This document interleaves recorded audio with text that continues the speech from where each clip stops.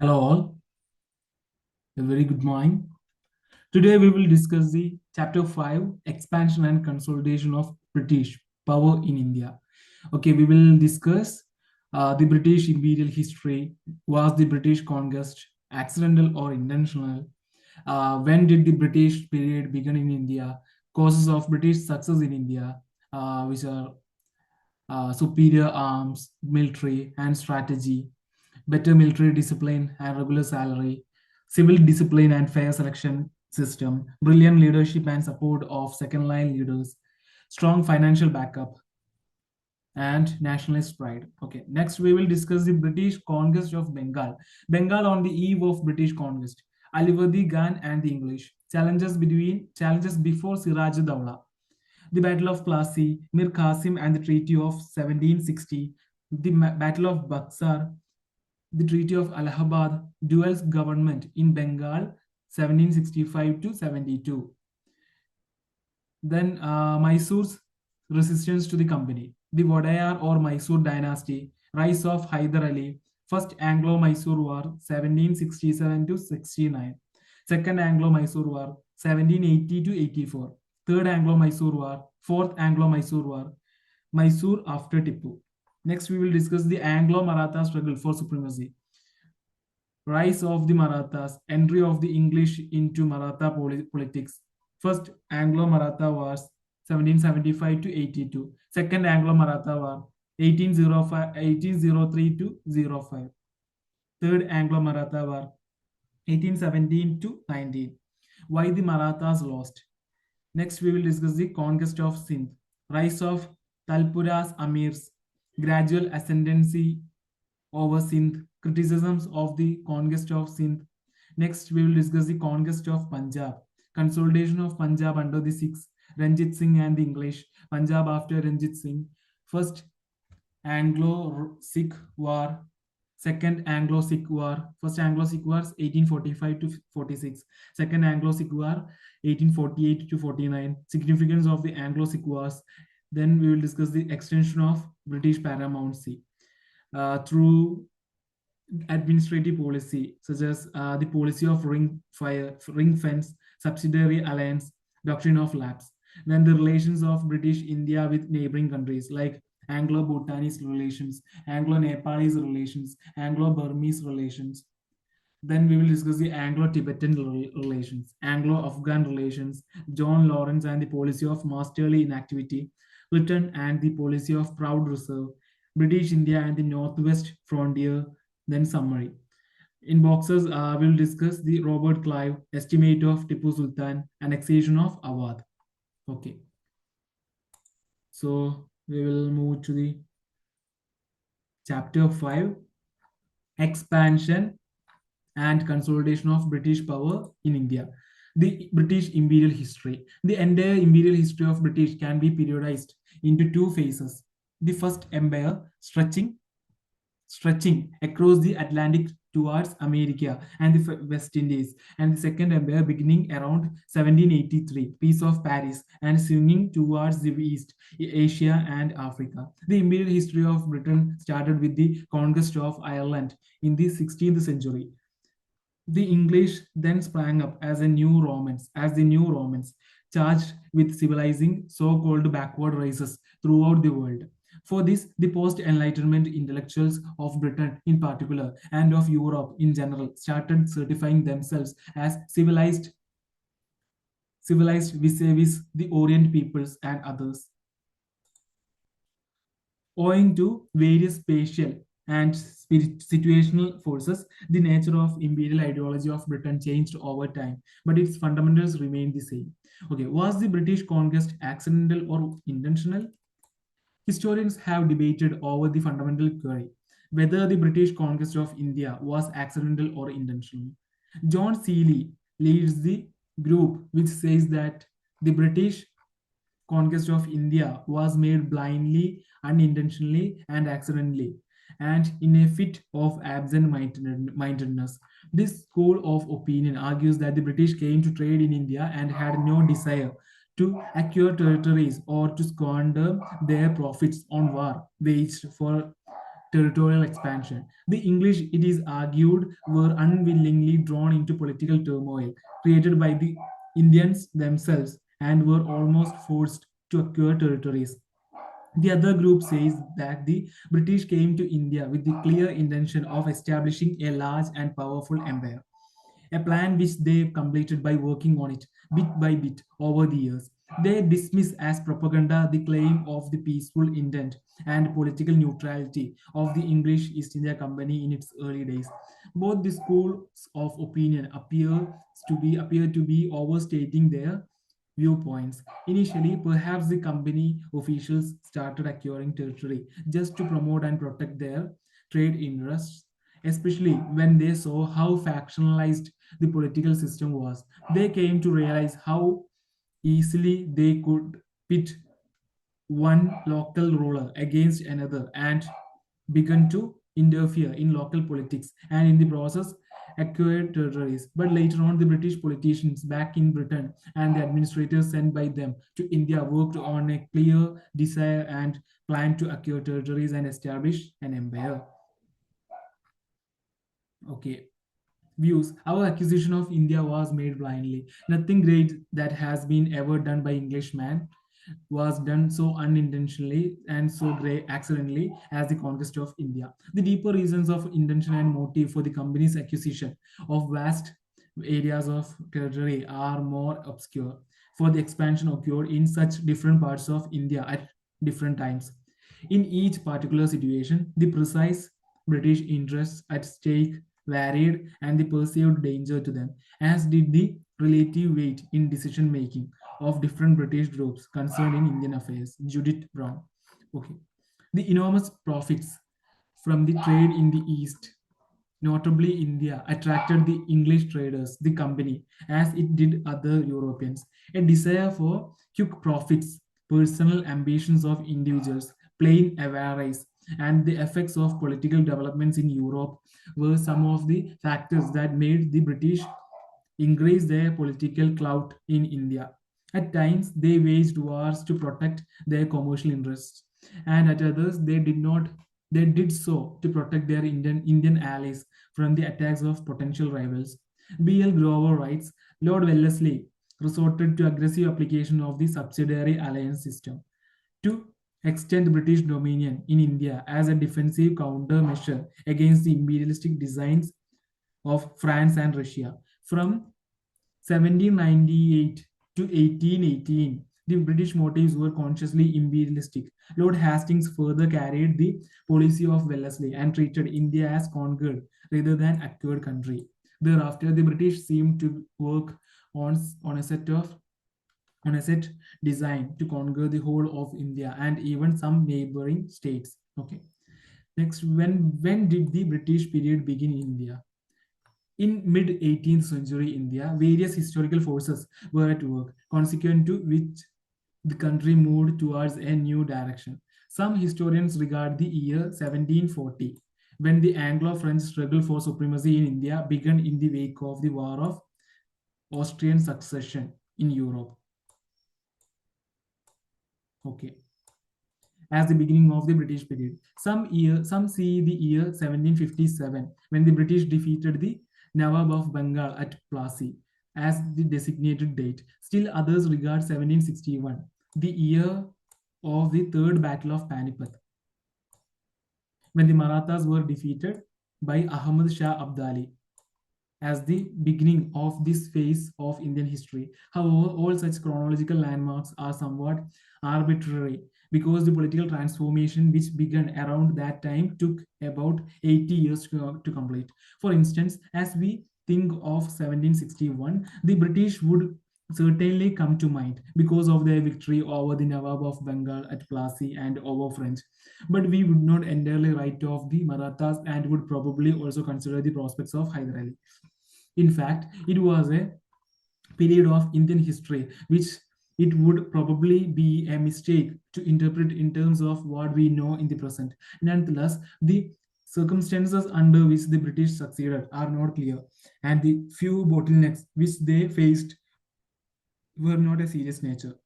It is this paradox which makes the causes of British success in establishing an empire in India, a matter of considerable interest.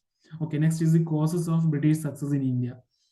The entire process of expansion and consolidation of the British power in India took almost a century. In these 100 odd years, the English used many diplomatic and military tactics, apart from other mechanisms, to finally emerge as the rulers of India. Both war and administrative policies were used by the English to impose their power over various kingdoms and finally to consolidate their own rule over the entire India.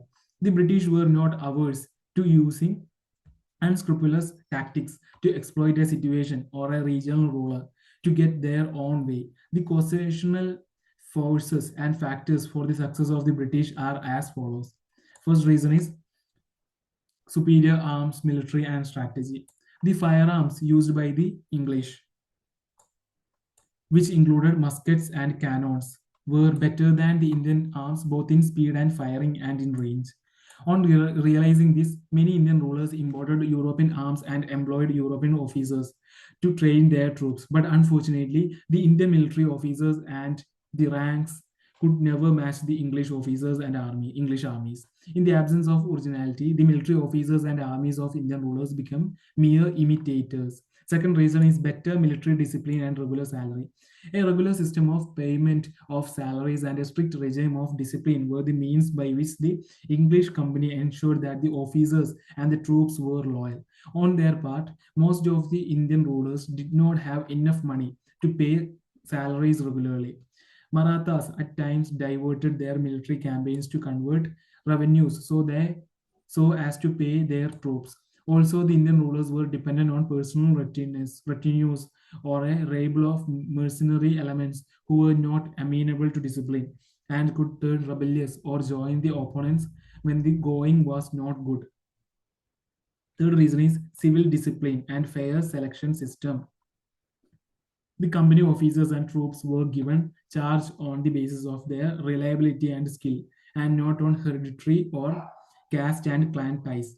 They themselves were subject to strict discipline and were aware of the objectives of their campaigns. In contrast, the Indian administrators and military officers were appointed on the basis of caste and personal relations, often disregarding merit and ability. As a result, their competence was doubtful and they often tended to be rebellious and disloyal in order to pursue their own interests. Okay. Fourth reason is brilliant leadership and support of second line leaders. Brilliant leadership and support of second line leaders. Clive, Warren Hastings, Elphinstone, Munro, Marquis of Dalhousie, etc., displayed rare qualities of leadership. The English also had the advantage of a long list of secondary leaders like Sir Eyre Court, Lord Lake, and Arthur Wellesley, who fought not for the leader but for the cause and glory of their country. The Indian side too had brilliant leaders like Hyder Ali, Tipu Sultan, Chin Kilich Khan, Mathurao Scindia, and Yashwantrao Holkar, but they often lacked a team of second line personnel. Moreover, the Indian leaders were as much fighting against one another as against the British. The spirit of fighting for a united cause was not their motivation. Thus, they often supported the British against neighboring rulers. The consciousness of India was lacking. Okay. Fifth reason is strong financial backup. The income of the company was adequate enough to pay its shareholders and some handsome dividends, or as also to finance the English wars in India. Furthermore, England was earning fabulous profits from its trade with the rest of the world. This vast amount of resources in money, materials, and men was available to the British in times of need, thanks to their superiority in sea power. Sixth reason, nationalist pride. An economically thriving British people believing in material advancement and proud of their national glory faced the weak dividend amongst themselves Indians, bereft of a sense of unified political nationalism. The lack of materialistic vision among Indians was also a reason for the success of English company. Next, we will discuss the British conquest of Bengal. Bengal on the eve of British conquest. Bengal, the richest province of Mughal Empire, included present-day Bangladesh, and its Nawab had the authority over the region, constituting present-day states of Bihar and Odisha. Exports from Bengal to Europe consisted of raw products such as saltpeter, rice, indigo, pepper, sugar, silk, cotton, textiles, handicrafts, etc. The English East India Company had vital commercial interest in trading in Bengal, as nearly 60% of British imports from Asia consisted of goods from Bengal. During the 1630s, regular regular contact of British with Bengal continued when they established factories in Balasore, Hooghly, Kasim Bazar, Patna, and Dhaka. By the 1690s, the foundation of Calcutta by the English company completed the process of English commercial settlement in Bengal. The company paid a sum of Rs 3,000 per annum to the Mughal emperor, who allowed them to trade freely in Bengal. In contrast, the company's exports from Bengal were worth more than 50,000 euros per annum. Oh. In 1700, Murshid Quli Khan became the Diwan of Bengal and ruled till his death in 1727. He was succeeded by his son-in-law Shujahuddin, who ruled till 1739. Okay. After that, for a year, 1739 to 40, Sarfaraz Khan, an incapable son of Murshid Quli Khan, became the ruler. He was killed by Alivardi Khan. Alivardi Khan ruled till 1756 and also stopped paying tributes to the Mughal emperor. Under the rule of these rulers, Bengal made unprecedented progress. There were other factors too, which made Bengal prosperous. For instance, the rest of India was distributed by inter-border disputes, the Maratha invasions, Jat revolts, and external invasions by Nadir Shah and Ahmad Shah Abdali. The region of Bengal was fortunate enough to escape these challenges. The population of Calcutta rose from 15,000 in 1706 to 1 lakh in 1750, and other cities like Dhaka and Murshidabad became highly populous. Almost all the governors of Bengal strongly resented the special privileges enjoyed by the English company, as it meant a huge loss to the provincial exchequer. So, the friction between English commercial interests and the Bengal government became the chief cause for conflict between the two. Okay. During a short period between 1757 to 1757 and 1765, the power gradually got transferred from the Nawabs of Bengal to the British, with the later defeating the former. Next is Alivardi Khan and the English. In 1741, Ali Verdi Khan, the deputy governor of Bihar, killed the Nawab of Bengal, Sarfaraz Khan, in a battle and certified his new own position as the new Subedar of Bengal by paying a large sum of money to the Mughal emperor Muhammad Shah. Ali Verdi Khan ruled for 15 years, during which he fought off the Marathas. Okay. The English too took the advantage of the Maratha incursions in Bengal by obtaining a permission from the Nawab to dig a ditch and throw an entrenchment around their settlement of Fort William. Later, Alivardi Khan's apprehensions were drawn to the Carnatic region, where the European companies had usurped all power. On realizing this, he was urged to expel the Europeans from Bengal, but he died in April 1756 and was succeeded by his grandson Siraj Dowla, the son of Alivardi's youngest daughter. Okay. Challenges before Siraj ud Dowla. A youth just in his 20th year, Siraj inherited many troubles from his grandfather. He had a rival in his cousin, the Nawab of Purnia, Shaukat Jung, a hostile aunt, Gasiti Begum, Nawab of Purnia, Shaukat Jung. Okay, a hostile aunt, Gasiti Begum, a childless widow, a rebellious commander of the army, Mir Jafar, husband of Alivardi Khan's sister, and an alarmed Hindu subject population. There was a dominant group in his court comprising Jagat Seth, Umi Chand, Rai Bhallabh, Rai Durlabh, and others who were opposed to him. To these internal rivals were added the threat to Siraj's position from the ever growing commercial activity of the English company. Impulsive by nature and lacking experience, Siraj felt insecure, and this prompted him to act in ways which proved counterproductive. He defeated Shaukat Jung and killed him in the battle, divested Ghaziti Begum of her treasures and secured her, and dismissed Mir Jafar, appointing Mir Madan in his place. A Kashmiri officer, Mohanlal, was appointed as the overall administrator, and he acted almost like a prime minister. Okay. The Battle of Plassey. Prelude to the battle. The officials of the company made rampant misuse of its trade privileges that adversely affected the Nawab's finances. The English fortified Calcutta without the Nawab's permission. The English fortified Calcutta without the Nawab's permission. The company further tried to mislead him and compounded their sin by giving asylum to a political fugitive, Krishnadas, son of Raj Ballabh, who had fled with immense treasures against the Nawab's will. The company, on its part, suspected that Siraj would drastically reduce its trade privileges in collusion with the French in Bengal. Thus, when Siraj attacked and seized the uh, English fort at Calcutta, it brought their hostility into open. Mention may be made here of the much propagated black hole tragedy. Siraj-ud-Dawla is believed to have imprisoned 146 English persons who were lodged in a very tiny room, due to which 123 of them died of suffocation. However, historians either do not believe this story or say that the number of victims must have been much smaller. The battle.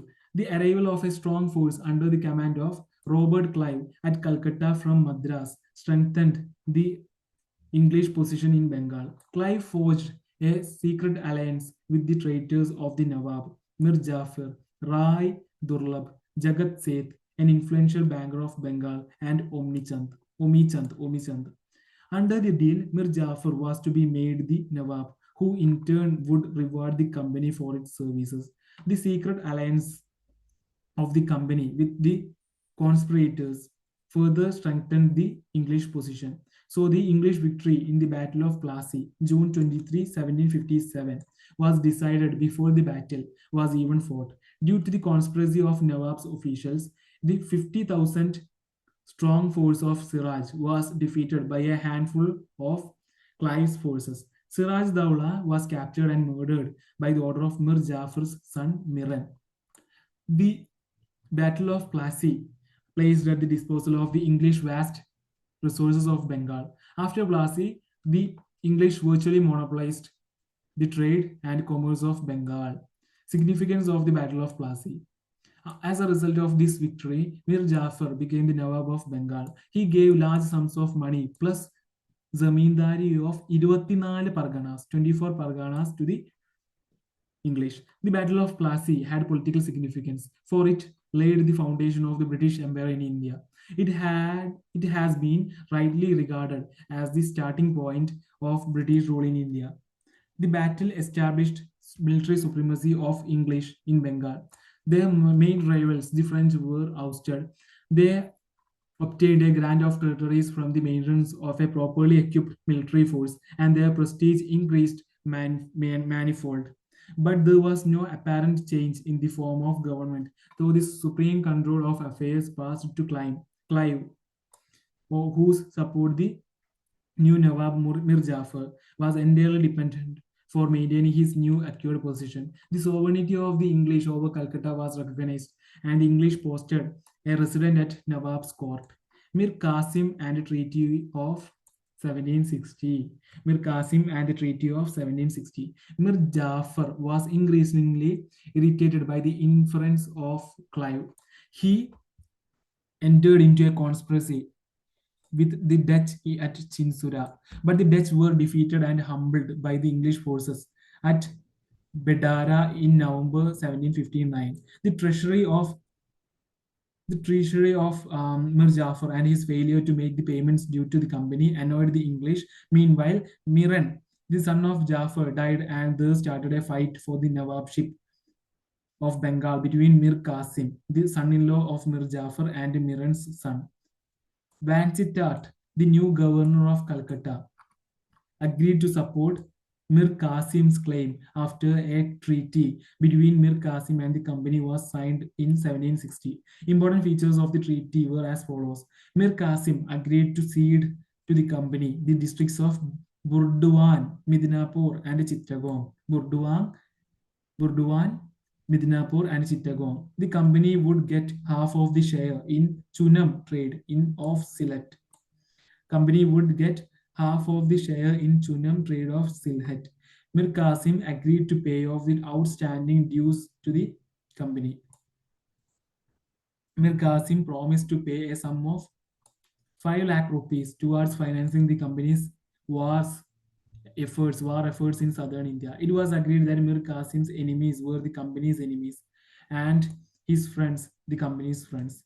It was agreed that the tenants of Nawab's territory would not be allowed to settle in the lands of the company and vice versa. Under the pressure of the company, Mir Jafar decided to resign in favor of Mir Qasim. A pension of 1500 rupees per annum was fixed for Mir Jafar. Steps taken by Mir Qasim. Mir Qasim was the ablest Nawab among the successors of Ali Wardi Khan. Okay. After assuming power, Mir Qasim shifted the capital from Murshidabad to Mungar in Bihar. Mir Qasim. Okay, shifted the capital from Murshidabad to Mungar in Bengal, in Bihar. Shifted the capital from Murshidabad to Mungar in Bihar. The move was taken to allow a safe distance from the company at Calcutta. His other important steps were reorganizing the bureaucracy with men of his own choice and remodeling the army to enhance its skill and efficiency. Next, we will discuss the Battle of Buxar, prelude to the battle. The company had thought of Mir Qasim would prove to be an ideal puppet for them. However, Mir Qasim belied the expectations of the company. Ram Narayan, the deputy governor of Bengal, was not responding to repeated requests by the Nawab to submit the accounts of the revenues of Bihar. Mir Qasim could not tolerate this open defiance of his authority, but Ram Narayan was supported by the English officials of Patna. The misuse of companies' dastak or trade a permit which exempted the goods specified from payment of duties by company officials also resulted in tensions between the Nawab and English.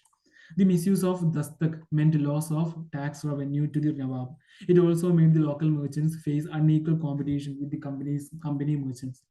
By an imperial firman, the English company had obtained the right to trade in India, in Bengal, without paying transit dues or tolls. However, the servants of the company also claimed the same privileges for their private trade. The company's servants also sold dastak to Indian merchants for a commission. Besides, they used coercive methods to get goods at cheaper rates, which was against the spirit of the duty-free trade. The duty-free trade simply meant buying cheap in an otherwise competitive market. Mir Qasim decided to abolish the duties altogether, but the British protested against this and insisted upon having preferential treatment as against other traders. The Nawab company tussle over trade transit duty led to the outbreak of wars between the English and Mir Qasim in 1763. The English gained successive victories at Katua, Murshidabad, Giria, Suti, and Mungar. Mir Qasim fled to Awadh or Audh and formed a confederacy with the Nawab of Awadh, Shuja ud Dawla, and the Mughal Emperor Shah Alam II with a view to recover Bengal from the English. The battle. Combined armies of Mir Qasim, the Nawab of Awadh, and Shah Alam II were defeated by English forces under Major Hector Munro at Buxar on October 22, 1764, in a closely contested battle. The English campaign against Mir Qasim was short but decisive. The importance of this battle lay in the fact that not only the Nawab of Bengal but also the Mughal Emperor of India was defeated by the English. The victory made the English a great power in northern India and contenders for the supremacy over the whole country. After the battle, Mir Jafar, who was made Nawab in 1763, when relations between Mir Qasim and the company became strained, agreed to hand over the districts of Midnapur, Burdwan, and Chittagong to the English for the maintenance of their army. The English were also permitted a duty free trade in Bengal, except for a duty of 2% on salt. After the death of Mir Jafar, his minor son Najim ud Dawla was appointed Nawab, but the real power of administration laid in the hands of Naib Subedar, who could be appointed or dismissed by the English. Okay. Robert Clive. A survey of this period of British rule cannot be complete without a reference to Robert Clive, who joined the army after resigning from a clerk's post. He was instrumental in laying the foundations of British power in India. He was made the governor of Bengal twice from 1757 to 1760 and then from 1765 to 1767. He administered Bengal under the dual government system till his return to England, where he allegedly committed suicide in 1774. Okay, the Treaty of Allahabad. Robert Clive concluded two important treaties at Allahabad in 1765 August, one with Nawab of Awadh and the other with Mughal Emperor Shah Alam II. Nawab Shuja-ud-Dawla agreed to surrender Allahabad and Kara to Emperor Shah Alam II, pay Rs 50 lakh to the company as war indemnity, give Balwant Singh, Zamindar of Banaras, full possession of his estate. Okay. Shah Alam II agrees to reside at Allahabad to be ceded to him by the Nawab of Awadh under the company's protection, issue a firman granting the Diwani of Bengal, Bihar, and Orissa to the East India Company in lieu of an annual payment of 26 lakh rupees, a provision of Rs 53 lakh to the company in return for Nizamat functions, military defense, police, and administration of justice of the said provinces. Clive did not want to annex Awadh because it would have placed the company under an obligation to protect an extensive land frontier from the Afghan and Maratha invasions. The treaty made the Nawab a firm friend of the company and turned Awadh into a buffer state. Similarly, Clive's arrangement with Shah Alam II was inspired by practical considerations. It made the emperor a useful rubber stamp of the company. Besides, the emperor's farmland legalized the political gains of the company in Bengal. Mir Qasim, the dethroned Nawab of Bengal, spent the rest of his life in abject misery as a homeless wanderer and died in June 1777. Dual government in Bengal, 1765 to 72. Dual government in Bengal, 1765 to 1772. After the Battle of Buxar, the East India Company became the real masters of Bengal. Robert Clive introduced the dual system of government, that is, the rule of the two, the company and the Nawab in Bengal, which in both the Diwani, that is, collecting revenues, and Nizamat, that is, police and judicial functions, came under the control of company. The company exercised Diwani rights as the Diwan and Nizamat rights through its right to nominate deputy Subedar. The company acquired the Diwani functions from the emperor and Nizamat functions from the Subedar of Bengal. Nizamat functions Subedar, Diwani functions company from the emperor. The system held a great advantage for the company. It left the appearance of authority to the puppet Indian ruler and while keeping the sovereign power in the hands of the company. The Nawab was responsible for maintaining peace and order, but he depended both for funds and forces upon the company because later controlled the army and revenues. For the exercise of Diwani functions, the company appointed two deputy Diwans, Muhammad Reza Khan for Bengal and Raja Sitab Roy for Bihar. Muhammad Reza Khan also acted as deputy Nazim or deputy Subedar. The dual system led to an administrative breakdown and proved disastrous for the people of Bengal. Neither the company nor the Nawab cared for administration and public welfare. Warren Hastings did away with the dual system in 1772. So who did away with the dual system in 1772? It was Warren Hastings, WH. Okay. Views whether regarded as a duel between the foreigner and the native or as an event pregnant with vast permanent consequences, Buxar takes rank amongst the most decisive battles ever fought. Not only did the victory of the English save Bengal, but not only did it advance the British frontier to Allahabad, but it bound the rulers of Awadh to conquer by ties of administration, of gratitude, of absolute reliance and trust, ties with made them for the 94 years that followed the friends of his friends and the enemies of his enemies. G.B. Mellison. Clive was not a founder but a harbinger of the future. He was not a planner of the empire but an experimenter who revealed something of the possibilities. Clive was the forerunner of the British Empire. Percival Spear. Next is Mysore's resistance to the company. Mysore's resistance to the company. The Wadayar or Mysore dynasty. After the Battle of Talikota, 1565, Battle of Talikota, 1565, gave a deadly blow to the kingdom of Vijayanagara. Many small kingdoms emerged from its remnants. In 1612, a Hindu kingdom rule under the Wadayars emerged in the region of Mysore. Chikka Krishnaraja Wadayar II. Chikka Krishnaraja Wadayar II ruled from 1734 to 1766. During the second half of the 18th century, Mysore emerged as a formidable power under the leadership of Hyder Ali and Tipu Sultan. The English felt their political and commercial interest in South India was threatened because of Mysore's proximity with the French and Hyder Ali and Tipu's control over the rich trade of Malabar coast. Mysore's power was also seen as a threat to control of the English over Madras.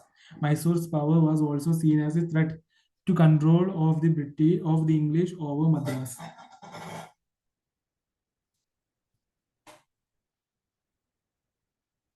Rise of Hyder Ali. In the early 18th century, two brothers, Nanjaraj, the Sarvadhikari, and Devaraj, the Dulwai, had reduced Chikka, Krishnaraja Vodaya, to a mere puppet. Hyder Ali, born in 1721, in an obscure family, started his career as a horseman in the Mysore army under the ministers Nanjaraj and Devaraj. Though uneducated, he possessed a keen intellect and was a man of great energy and determination. Repeated incursions of the Marathas and the Nizam's troops into the territories of Mysore resulted in heavy financial demands made by the aggressors from Mysore. Mysore became financially and politically weak. The need of the hour was a leader with high degree of military powers and diplomatic skill. Hyder Ali fulfilled that need and usurped the royal authority by becoming the de facto ruler of Mysore in 1761. He realized that the exceedingly mobile Marathas could be contained only by a swift cavalry, that the cannons of the French trained Nizami army could be silenced only by an effective artillery, and the superior arms from the west could only be matched by arms brought from the west, brought from the same place or manufactured with same know-how. Hyder Ali took the help of French to set up an arms factory at Dindugul, now in Tamil Nadu, and also introduced Western methods of training for his army. He also started to use his considerable diplomatic skill to outmaneuver his opponents. With his superior military skill, he captured Dod Ballapur, Sera, Bednur, and Hoskote. Dod Ballapur, Sera, Bednur, and Hoskote in 1761 to 63 and brought to submission the troublesome polygars of South India in what is known as now Tamil Nadu. Okay. Recovering from their defeat at Panipat, the Marathas under Madhava Rao attacked Mysore and defeated Hyder Ali in 1764, 1766, and 1771.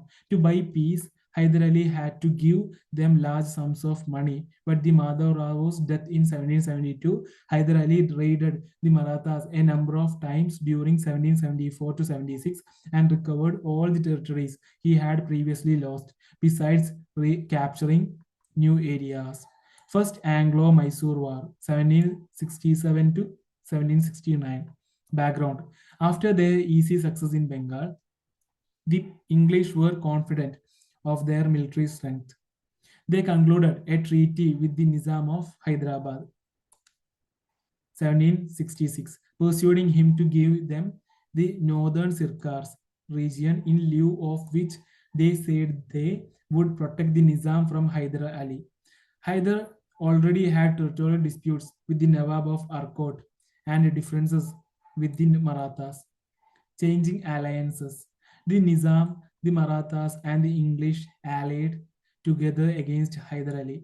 Hyder acted with considerable tact and diplomatic skill. He paid the Marathas to turn them neutral and promising to share conquered territories with the Nizam, converted the Nizam into his ally. He then joined the Nizam to attack the Nawab of Arcot. Course of war. The war continued for a year and a half without any conclusion. Hyder changed his strategy and suddenly appeared before the gates of Madras. There was complete chaos and panic at Madras, forcing the English to conclude a very humiliating treaty with Hyder on April 4, 1769, the Treaty of Madras. The treaty provided for the exchange of prisoners and mutual restitution of conquests. Hyder Ali was promised the help of the English in case he was attacked by any other power. Okay. Second Anglo-Mysore War, 1780 to 84. Background. Hyder Ali accused the English of breach of faith and non-observance of the Treaty of Madras in 1771. He was attacked by the Marathas, and the English failed to come to his aid. He also he found that the French were much more helpful than English in meeting his army's requirement of guns, saltpeter, and lead. So consequently, through Mahi, a French position on the Malabar coast, some French war material was brought to Mysore. Meanwhile, the American War of Independence had broken out, in which the French were on the side of rebels against the English. Under the circumstances, Hyder Ali's friendship with the French caused even more concern to the English. They therefore tried to capture Mahi, which Hyder regarded to be under his protection. Hyder considered the English attempt to capture Mahi a direct challenge to his authority. Course of war. Hyder forged an anti English alliance with the Marathas and the Nizam. He followed it by an attack in the Carnatic, capturing Arcot and defeating the English army under Colonel Bailey.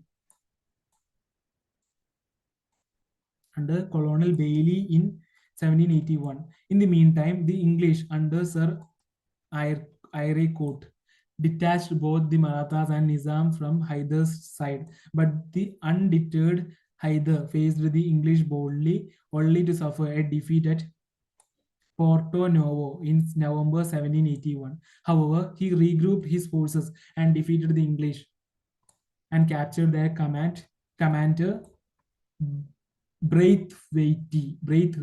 Treaty of Mangalore. Hyder Ali died of cancer on December 7, 1782. First treaty was Treaty of Madras. Second treaty was Treaty of Mangalore. Now his son Tipu Sultan carried on the war for 1 year without any positive outcome. Fed up with an inconclusive war, both sides opted for peace, negotiating the Treaty of Mangalore, March 1784, under which each party gave back the territories it had taken from the other. Okay, next is Third Anglo-Mysore War. Background. A dispute arose between Tipu and the state of Travancore. Travancore had purchased Jalkottal and Kannur from the Dutch in the Cochin state. As Cochin was a feudatory of Tipu, he considered the act of Travancore as a violation of his sovereign rights. So in April 1790, Tipu declared war against Travancore for the restoration of his rights. Course of the war.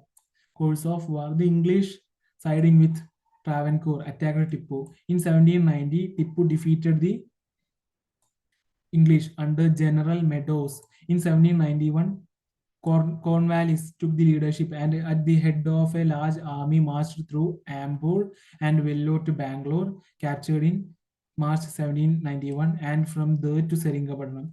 Coimbatore fell to them, but they lost it again. And at last, with the support of Marathas and the Nizam, the English attacked Seringapatam for the second time.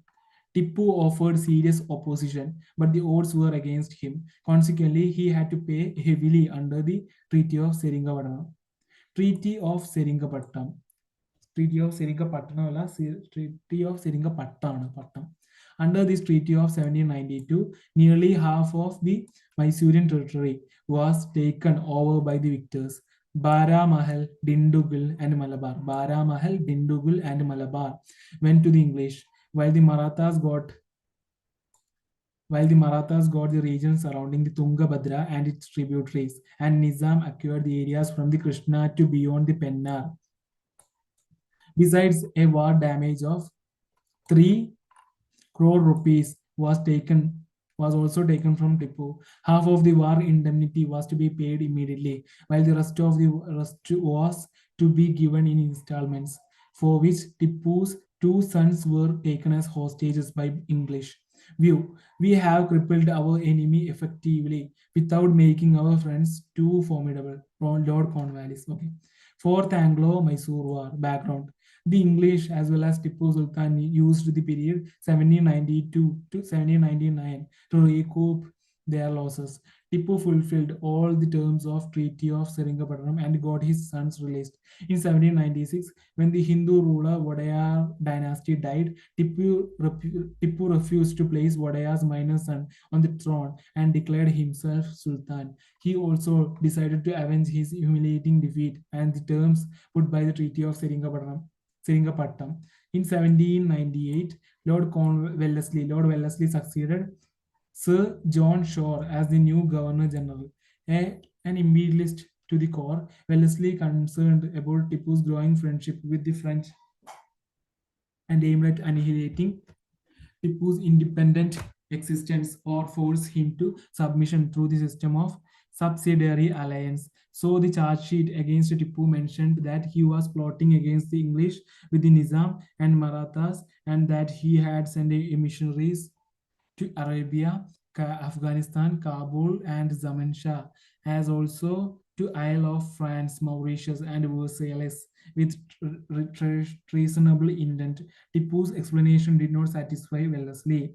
Course of war. The war began on August 7, 1799 and ended in April 17, 1799 and ended on May 4, 1799 with the fall of Seringapatam.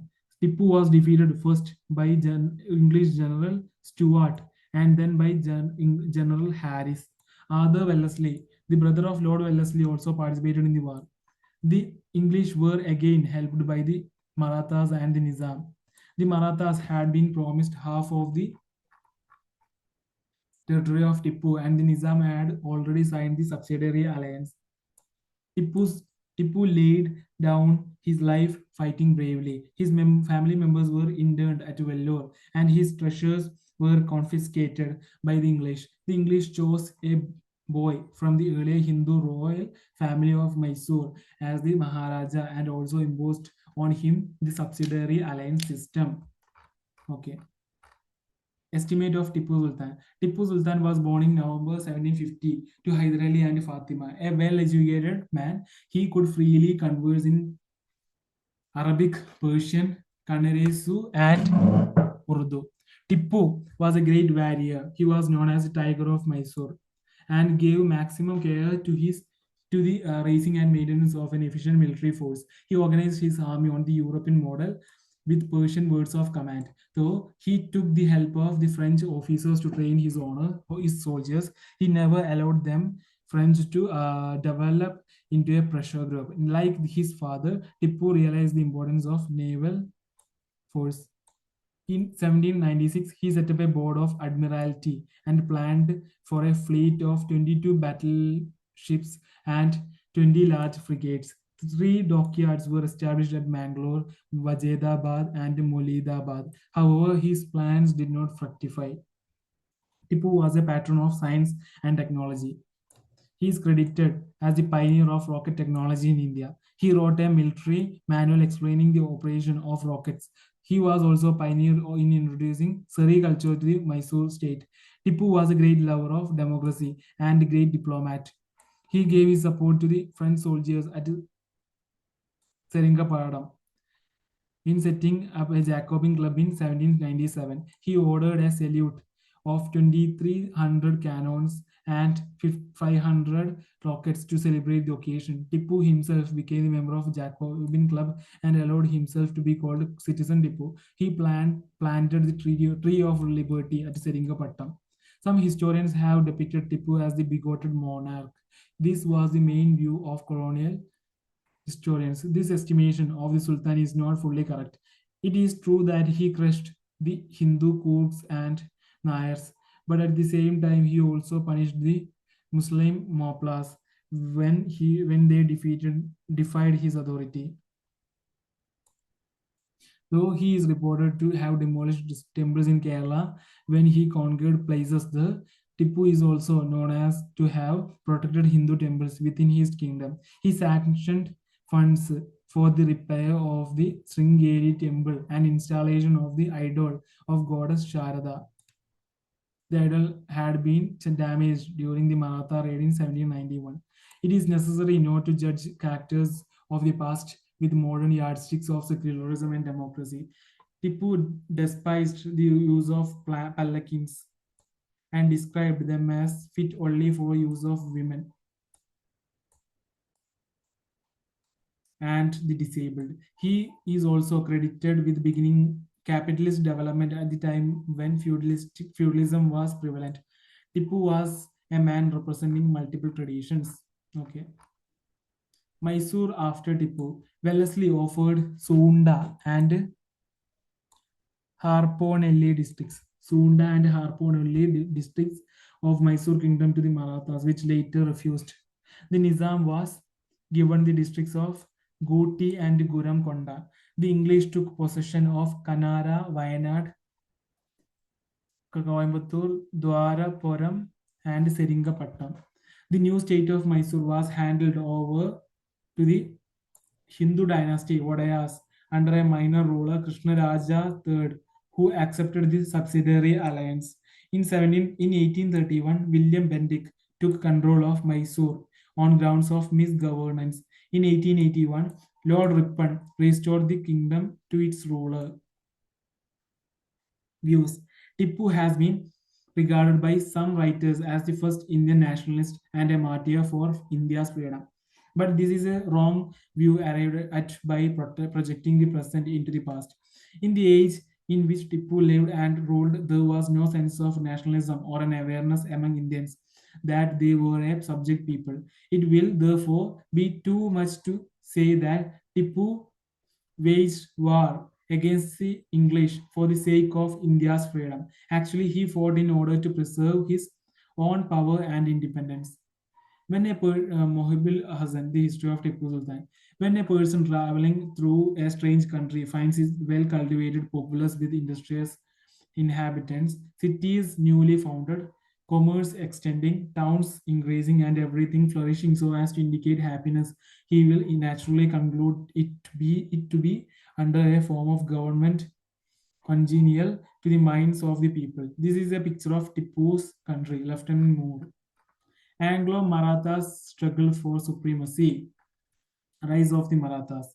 As the Mughal Empire declined, one of the staunchest and hardiest of the empire adversaries, the Marathas got a chance to rise in power. They controlled a large portion of the country. Besides, they also received tributes from areas not directly under their control.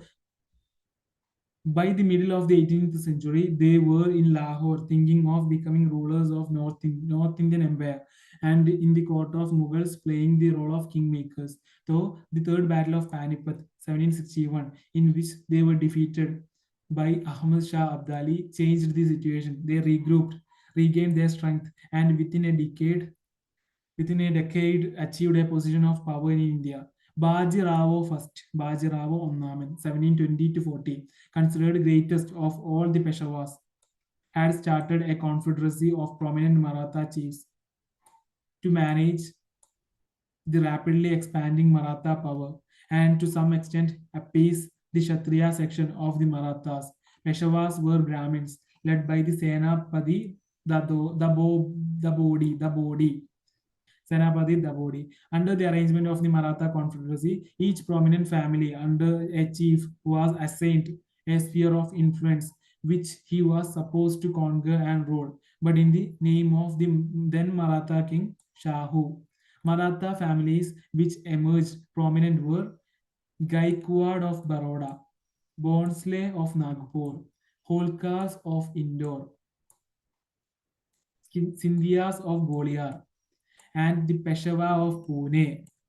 The Confederacy under Bajirao first to Madhavrao first worked cordially, but the Third Battle of Panipat 1761 changed everything. The defeat at Panipat and later death of young Peshwa Madhavrao first in 1772 weakened the control of the Peshwas over the Confederacy. So the chiefs of the Confederacy united on occasion as against the British 1775 to 1782. More often they quarreled among themselves. Entry of the English into Maratha politics. The years between the last quarter of the 18th century and the first quarter of the 19th century witnessed the Marathas and the English clashing thrice for political supremacy, with the English emerging victories in the end. The cause of these conflicts was the inordinate ambition of the English and the divided house of the Marathas that encouraged the English to hope for success in their venture. The English in Bombay wanted to establish a government on the lines of the arrangement made by Clive in Bengal, Bihar, and Orissa. So it was launched for opportunity for the British for the English when dissensions over a succession divided the Marathas. First Anglo-Maratha War 1775 to 82. 1775 to 82. Background. After the death of Madhav Rao in 1772, his brother Narayan Rao succeeded him as the fifth Peshwa. However, Narayan's uncle Raghunath Rao had his nephew assassinated and named himself as the next Peshwa, although he was not a legal heir. Narayan Rao's widow, Gangabai, gave birth to a son after her husband's death. The newborn infant was named Savai, 1 and a quarter, Savai Madhav Rao, and he was legally the next Peshwa. 12 Maratha chiefs, Barabai, led by Nana Fadnavis, made an effort to name the infant as the new Peshwa and rule for him as regents. Treaties of Surat and Purandar. Jagannath Rao, unwilling to give up his position in power, sought help from the English at Bombay and signed the Treaty of Surat in 1775. Under the treaty, Raghunath Rao ceded the territories of Salsite and Bassein to the English, along with a portion of the revenues from Surat and Bharuch districts. In return, the English were to provide Raghunath Rao with 2,500 soldiers. The British Calcutta Council, on the other side of India, condemned the Treaty of Surat in 1775 and sent Colonel Upton to Pune to annul it and make a new treaty, Treaty of Purandar, 1776, with the Regency renouncing Raghunath and promising him a pension. The Bombay government rejected this and gave refuge to Raghunath. In 1777, Nana Fadnavis violated his treaty with the Calcutta Council by granting the French a port on the west coast. The English retaliated by sending a force towards Pune. Course of the war. The English and Maratha armies met on the outskirts of Pune. Though the Maratha army had a large number of soldiers than the English, the latter had highly superior ammunition and cannons. However, the Maratha army was commanded by a brilliant general named Mahaji Scindia, also known as Mahaji Shinde. Mahaji lured the English army into the Ghats mountain passes near Tail Gavon and trapped the English from all sides and attacked the English supply base at Kopali. The Marathas also utilized scorched scorched earth policy. Marathas also used a scorched earth policy, burning farmland and poisoning wells, as well as the English began to withdraw to Tail Gavon, the Marathas attacked, forcing them to retreat to village of Vadgavon. Here, the English army was surrounded on all sides by the Marathas and cut off from food and water supplies. The English surrendered by mid-January 1779 and signed the Treaty of Vadgavon that forced the Bombay government to relinquish all territories acquired by the English since 1775. Next is Treaty of Salbai, 1782, end of the first phase of the struggle. Warren Hastings, the Governor General in Bengal, Warren Hastings, the Governor General in Bengal, rejected the Treaty of Vadgaon and sent a large force of soldiers under Colonel Goddard, who captured Ahmedabad in February 1779 and Bassein in December 1780. Another Bengal detachment led by Captain Po Farm captured Goliar in 1780 August. In February 1781, the English under General Kamak finally defeated Scindia at Sipri. Scindia proposed a new treaty between the Peshawar and the English, and the Treaty of Salbai was signed in May 1782. It was ratified by Hastings in June 1782 and by Fadnavis in February 1783. The treaty guaranteed peace between the two sides for 20 years. The main provisions of the Treaty of Salbai were Salsite should continue in the possession of English. The whole of the territory conquered since the Treaty of Purandar 1776, including Bassein, should be restored to the Marathas. In Gujarat, the Fateh Singh Gaikwad should remain in possession of the territory which he had before the war and should serve the Peshawar as before. The English should not offer any further support to Raghunath Rao and the Peshawar should grant him a maintenance allowance. Hyder Ali should return all the territory taken from the English and the Nawab of Arcot. The English should enjoy the privileges at trade as before. The Peshawar should not support any other European nation. The Peshawar and the English should undertake that their several allies should remain at peace with one another. Mahatji Scindia should be the mutual guarantor for the proper observance of the terms of the treaty. Second Anglo-Maratha War, 1803 to 1805. Background. This Second Anglo-Maratha War was started in circumstances similar to those of the first. After Peshawar Madhav Rao Narayan,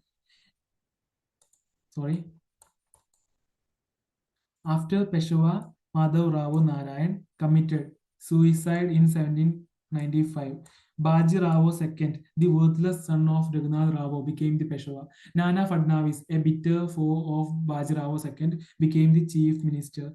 The dissensions among the Marathas provided the English with an opportunity to intervene in Maratha affairs. The death of Nana Fadnavis in 1800 gave the British an added advantage. Course of the war. On April 1, 1801, the Peshawar brutally murdered the brother of Jaswant Rao, also called Yashwant Rao by some historians, Holkar Viduji.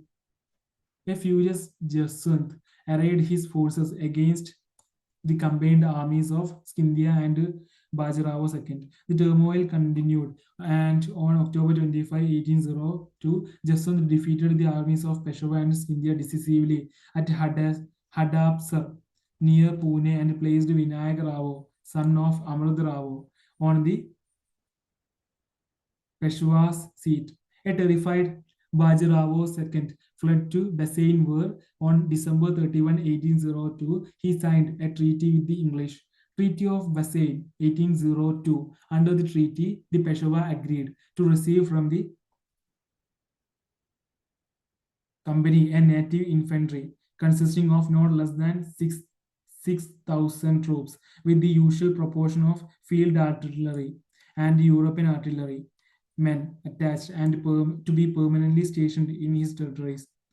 To cede the to cede to the company territories yielding an income of Rs 26 lakh, to surrender the city of Surat, to give all claims for Chowth, to give up all claims for Chowth on the Nizam's dominions, to accept the company's arbitration in all differences between him and the Nizam or the Gaikwad, not to keep in his employment Europeans of any nation at war with the English, and seventh is to subject his relations with other states to the control of the English, reduced to vassalage. After the Peshwa accepted the subsidiary alliance, Scindia and Bonsle attempted to save Maratha independence, but the well-prepared and organized army of English under Arthur Wellesley defeated the combined armies of Scindia and Bonsle and forced them to conclude separate subsidiary treaties with the English. In 1804, Yashwant Rao Holkar made an attempt to form a coalition of Indian rulers to fight against the British, but his attempt proved unsuccessful. The Marathas were defeated, reduced to British vassalage, and isolated from one another. Defeat of Bonsle, December 17, 1803, Treaty of Diogawon. Defeat of Scindia, December 30, 1803, Treaty of Surji Anjan Gawon. And third, defeat of Holkar, 1806, Treaty of Rajpur Ghat. Significance of the Treaty of Bassein. Admittedly, the treaty was signed by a Peshawar who lacked political authority, but the gains made by the English were immense. The provision of keeping English troops permanently in the Maratha territory was of great strategical benefit. The company already had troops in Mysore, Hyderabad, and Lucknow. The addition of Pune on the list meant that the company's troops were now more evenly spread and could be rushed to any place without much delay in times of need. So the Treaty of Bassein did not hand over India to the company on a platter. It was a major development in that direction. The company was now well placed to expand its areas of influence. In the circumstances, the observation that the treaty gave the English the key to India may be exaggerated, but appears understandable. Third Anglo-Maratha War, 1817 to 1819. Background: Lord Hastings had the unrealistic design of imposing British paramountcy. By the Charter Act of 1813, East India Company's monopoly of trade in China, except tea, ended, and hence the company needed more markets. The Pindaris, made up of many castes and classes, were attached to Maratha armies as mercenaries. When the Marathas became weak, the Pindaris could not get regular employment. As a consequence, they started plundering neighboring territories, including those of the company. The English charged the Marathas with giving shelter to the Pindaris. Pindari leaders like Amir Khan and Karim Khan surrendered, while Chittu Khan fled into the jungles. The Treaty of Bassein, described as a treaty with a cipher, the Peshwa, wounded the feelings of the other Maratha leaders. They saw the treaty as an absolute surrender of independence. Lord Hastings' actions taken against the Pindaris were seen as a transgression of the sovereignty of the Marathas. They served to once again unite the Maratha Confederacy. A repentant Baji Rao II made a last bid in 1817 by rallying together the Maratha chiefs against the English in course of the Third Anglo-Maratha War. Course of the war. The Peshawar attacked the British residency at Pune. Appa Sahib of Nagpur attacked the residency at Nagpur, and the Holkar made preparations for war. But by then, the Marathas had lost almost all those elements which are needed for the growth of a power. The political and administrative conditions of all Maratha states were confused and inefficient. After the death of Jaswant Rao Holkar, Tulasi Bai, the Holkar's favorite mistress, came to the helm of affairs in Pune. Though a clever and intelligent woman, she could not administer the state properly because she was influenced by some unworthy men such as Balram Seth and Amir Khan. The Bhonsle at Nagpur and Scindia at Goliar had also become weak. So the English, striking back vigorously, succeeded in not allowing the Peshwa to exert his authority again on the Maratha Confederacy. Result: the Peshwa was defeated at Kirki, Bhonsle at Sitabuldi, and Holkar at Mahidpur. Some important treaties were signed. These were June 1817, Treaty of Pune with Peshwa; November 1817, Treaty of Goliar with Scindia; January 1818, Treaty of Mandsaur with Holkar. Okay. Treaty of Pune with Peshwa, Treaty of Goliar with Scindia, Treaty of Mandsaur with Holkar. In June 1818, the Peshwa finally surrendered and the Maratha Confederacy was dissolved. The Peshwaship was abolished. Peshwa Bajirao became a British retainer at Bittur and Kanpur, near Kanpur. Pratap Singh, a lineal descendant of Shivaji, was made ruler of a small principality, Satara, formed out of the Peshwa's dominions. Why the Marathas lost? There were several reasons for the Marathas' defeat by the English. The main reasons were as follows: inept leadership. The Maratha state was despotic in character. The personality and character of the head of the state had a great bearing on the affairs of the state. But unfortunately, the later Maratha leaders, Bajirao II, Daulat Rao Scindia, and Jaswant Rao Holkar, were worthless and selfish leaders. They were no match for the English officials such as Elphinstone, John Malcolm, and Arthur Wellesley, who later led the English to conquer Napoleon. Second is defective nature of Maratha state. First one is inept leadership. Second one is defective nature of Maratha state. The cohesion of the people of the Maratha state was not organic but artificial and accidental, and hence precarious. There was no effort right from the days of Shivaji for a well thought out organized communal improvement, spread of education, or unification of the people. The rise of the Maratha state was based on the religio national movement. This defect of the Maratha state became glaring when they had to contend with a European power organized on the best pattern of the West. Third reason is loose political setup. The Maratha Empire was a loose confederation under the leadership of Chhatrapati and later the Peshwa. Powerful chiefs such as Gaikwad, Holkar, Scindia, and the Bhonsle carved out semi-independent kingdoms for themselves and paid lip services to the authority of the Peshwa. Further, there existed irreconcilable hostility between different units of the Confederacy. The Maratha chief often took sides with one or the other. The lack of cooperative spirit among the Maratha chiefs provoked detrimental to the Maratha state. Fourth reason is inferior military system. Though full of personal prowess and valor, the Marathas were inferior to the English in organization of the forces, in war weapons, in disciplined action, and in effective leadership. The centrifugal tendencies of divided command accounted for much of the Marathas' failures.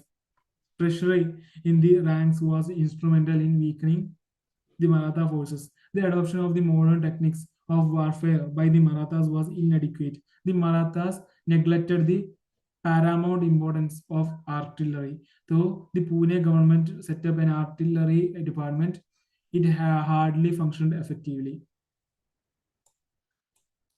Fifth reason is unstable economic policy. The Maratha leadership failed to evolve a stable economic policy to suit the changing needs of time. There was no industries or foreign trade openings. So the economy of the Maratha was not conducive to a stable political setup. Sixth reason is superior English diplomacy and espionage. The English had better diplomatic skill to win allies and isolate the enemy. The disunity among the Maratha chiefs simplified the task of English. Diplomatic superiority enabled the English to take a quick offensive against the target. Unlike the Marathas' ignorance and lack of information about their enemy, the English maintained a well-knit spy system to gather knowledge of the potentialities, strengths, weakness, and military methods of their force. Progressive English outlook. The English were rejuvenated by the forces of Renaissance, emancipating them from the shackles of the church. They were devoting their energies to scientific inventions, extensive ocean voyages, and acquisition of colonies. Indians, on the other hand, were still steeped in medievalism, marked by old dogmas and notions. The Maratha leaders paid very little attention to mundane matters of the state, insistence on maintenance of traditional social hierarchy based on the dominance of the priestly class made the union of an empire difficult. In the end, it can be concluded that the English attacked a divided house which started crumbling after a few pushes. Okay, next is conquest of Sindh. In the early 19th century, the English started to show an interest in Sindh, where they enjoyed some trade facilities authorized by a farman by the Mughal emperor in 1630. The farman provided the English with such privileges in the ports of Sindh, which they enjoyed elsewhere. Okay.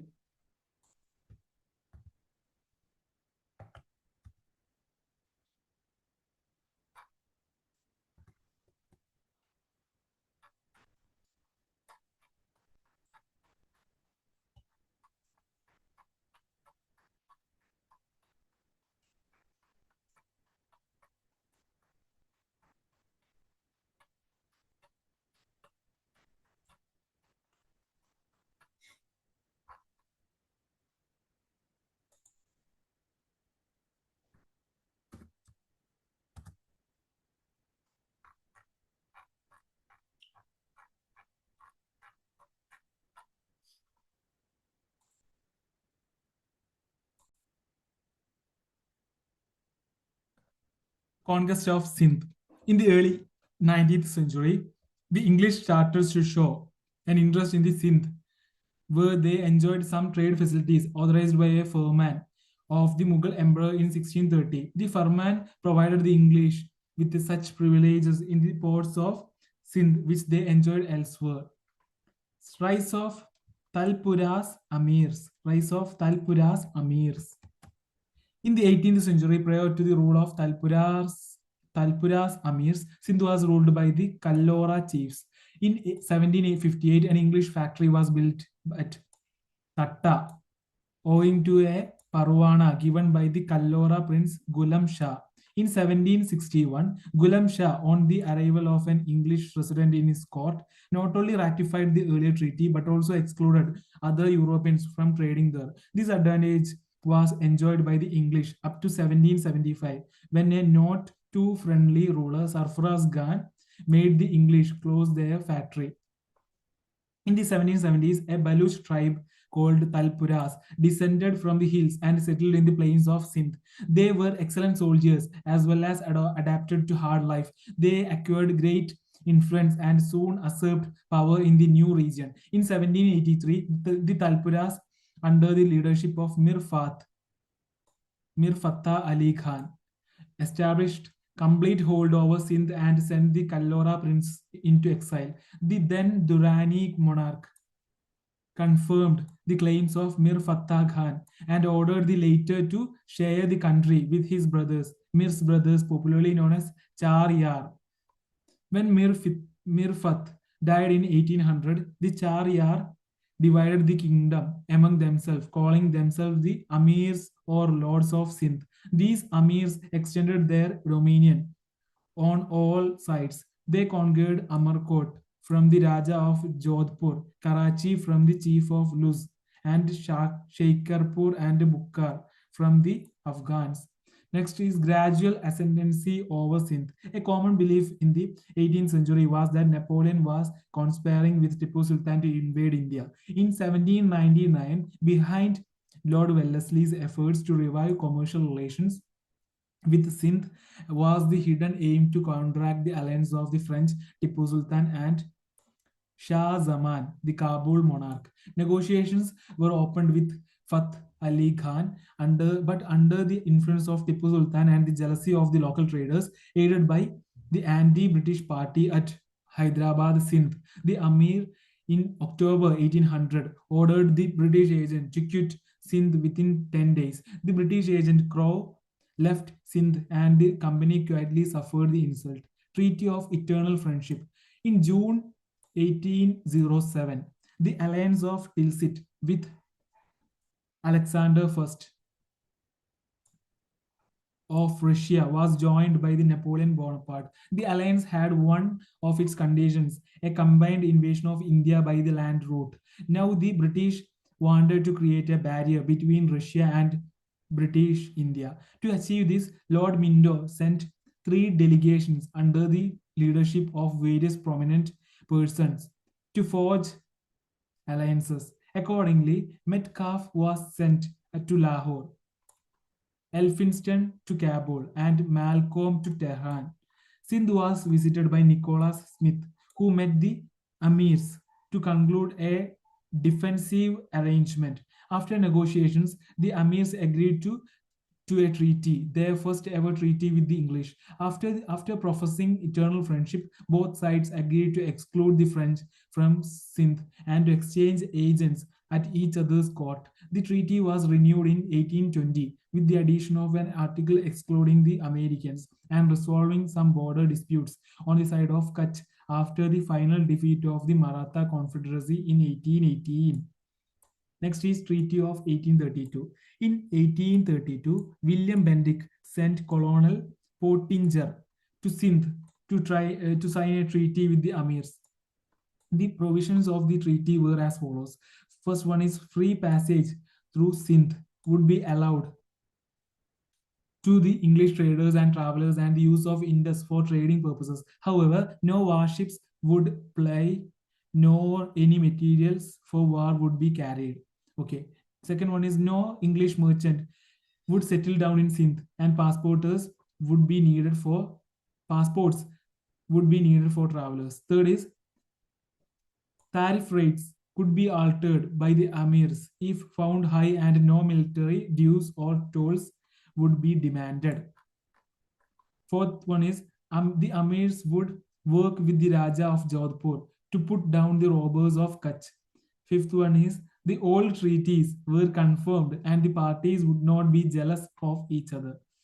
Next is Lord Auckland and the Sindh. The Lord Auckland, who became the Governor General in 1836, looked at the Sindh from the perspective of saving India from a possible Russian invasion and wished to obtain a counteracting influence over the Afghans. Ranjit Singh in Punjab was strong enough to resist coercion in this regard, but the Amirs were not. Thus, the English view was thus the English view was that they had to consolidate their position in Sindh as a necessary first step for their plans on Afghanistan. They got an opportunity when Ranjit Singh captured a frontier town of Sindh, Rojan, and Pottinger was sent to Hyderabad to sign a new treaty with the Amirs. The treaty offered protection to the Amirs on the condition that the company troops would be kept in the capital at the Amir's expense, or alternatively, the English would be given suitable concessions in return. The Amirs initially refused, but later agreed reluctantly to sign the treaty in 1838, when the possibility of the Ranjit Singh getting help from others was pointed out to them. The treaty permitted the English to intervene in the disputes between the Amirs and the Sikhs, as also to establish the presence of British resident who could go anywhere he liked, escorted by British troops. Thus, Sindh was turned into a British protectorate in 1838. tripartite treaty of 1838 to address the Afghan problem as the British imagined it. The company resorted to further duplicity. Firstly, they persuaded Ranjit Singh to sign a tripartite treaty in June 1838, agreeing to British mediation in his disputes with the Amirs, and then made Emperor Shah Shuja gave up his sovereign rights on Sindh provided the arrears of tribute were paid. The exact amount of tribute was to be determined by the English, whose main objective was to obtain finances for the Afghan adventure and obtain so much of the Amir's territory as would secure a line of operation against Afghanistan through Sindh.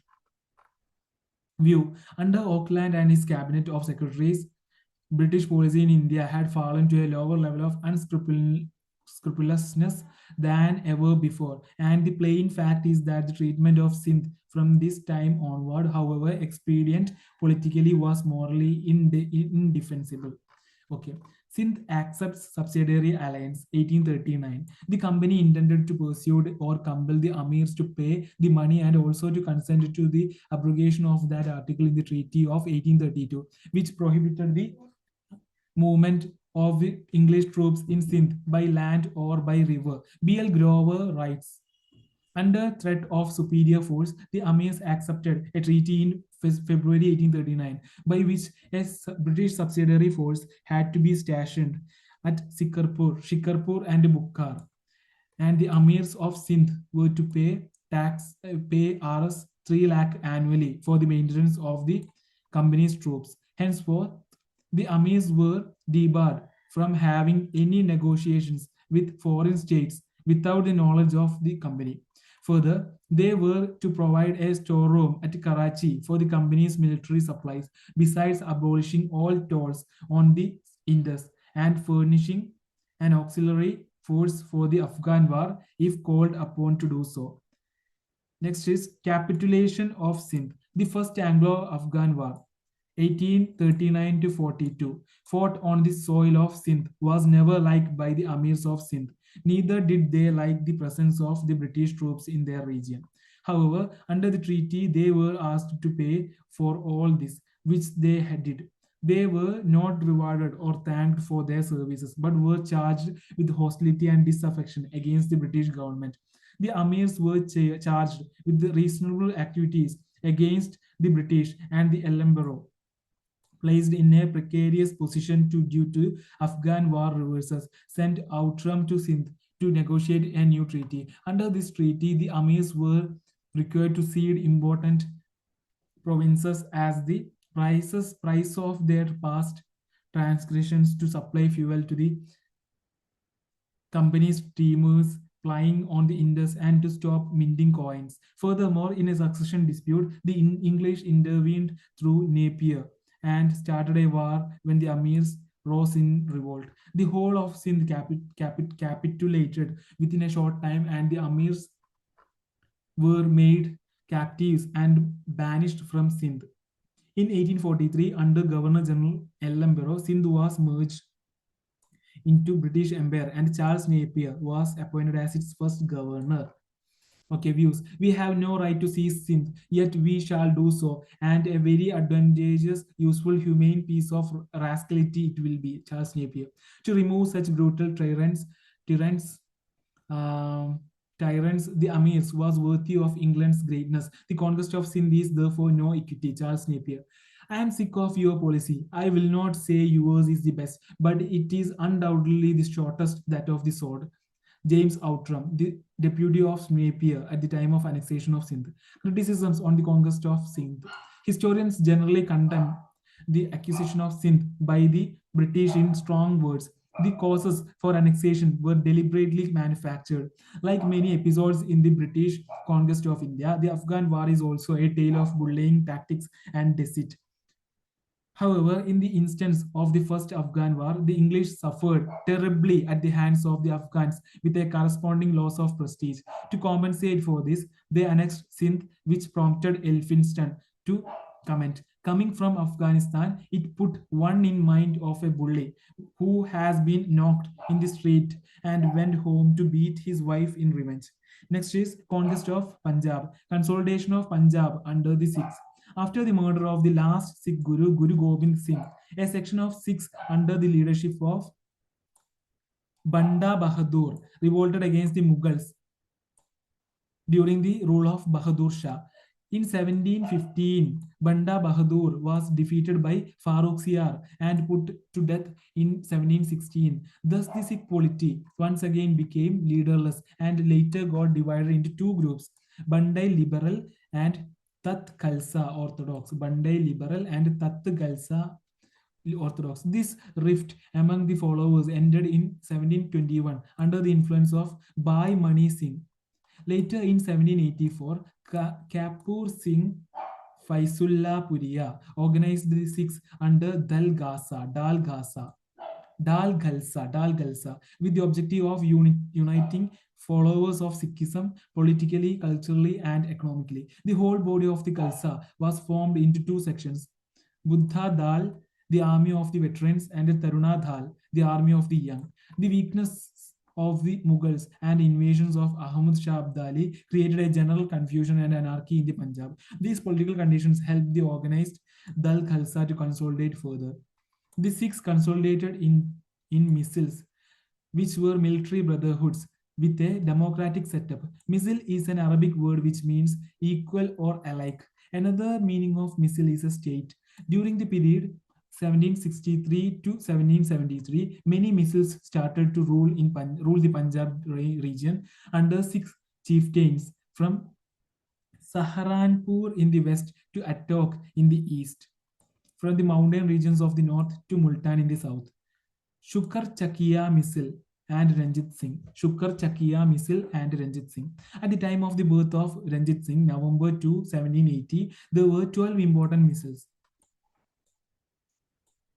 Which are they? Ahuluwalia, Bangi, Ahuluwalia, Bangi, Dallewalia, Faizullah Puria, Kanhaiya, Krora Singhia, Nakkai, Nishanai, Fulakia, Ramgarhia, Shukar Chakia, and Shahid.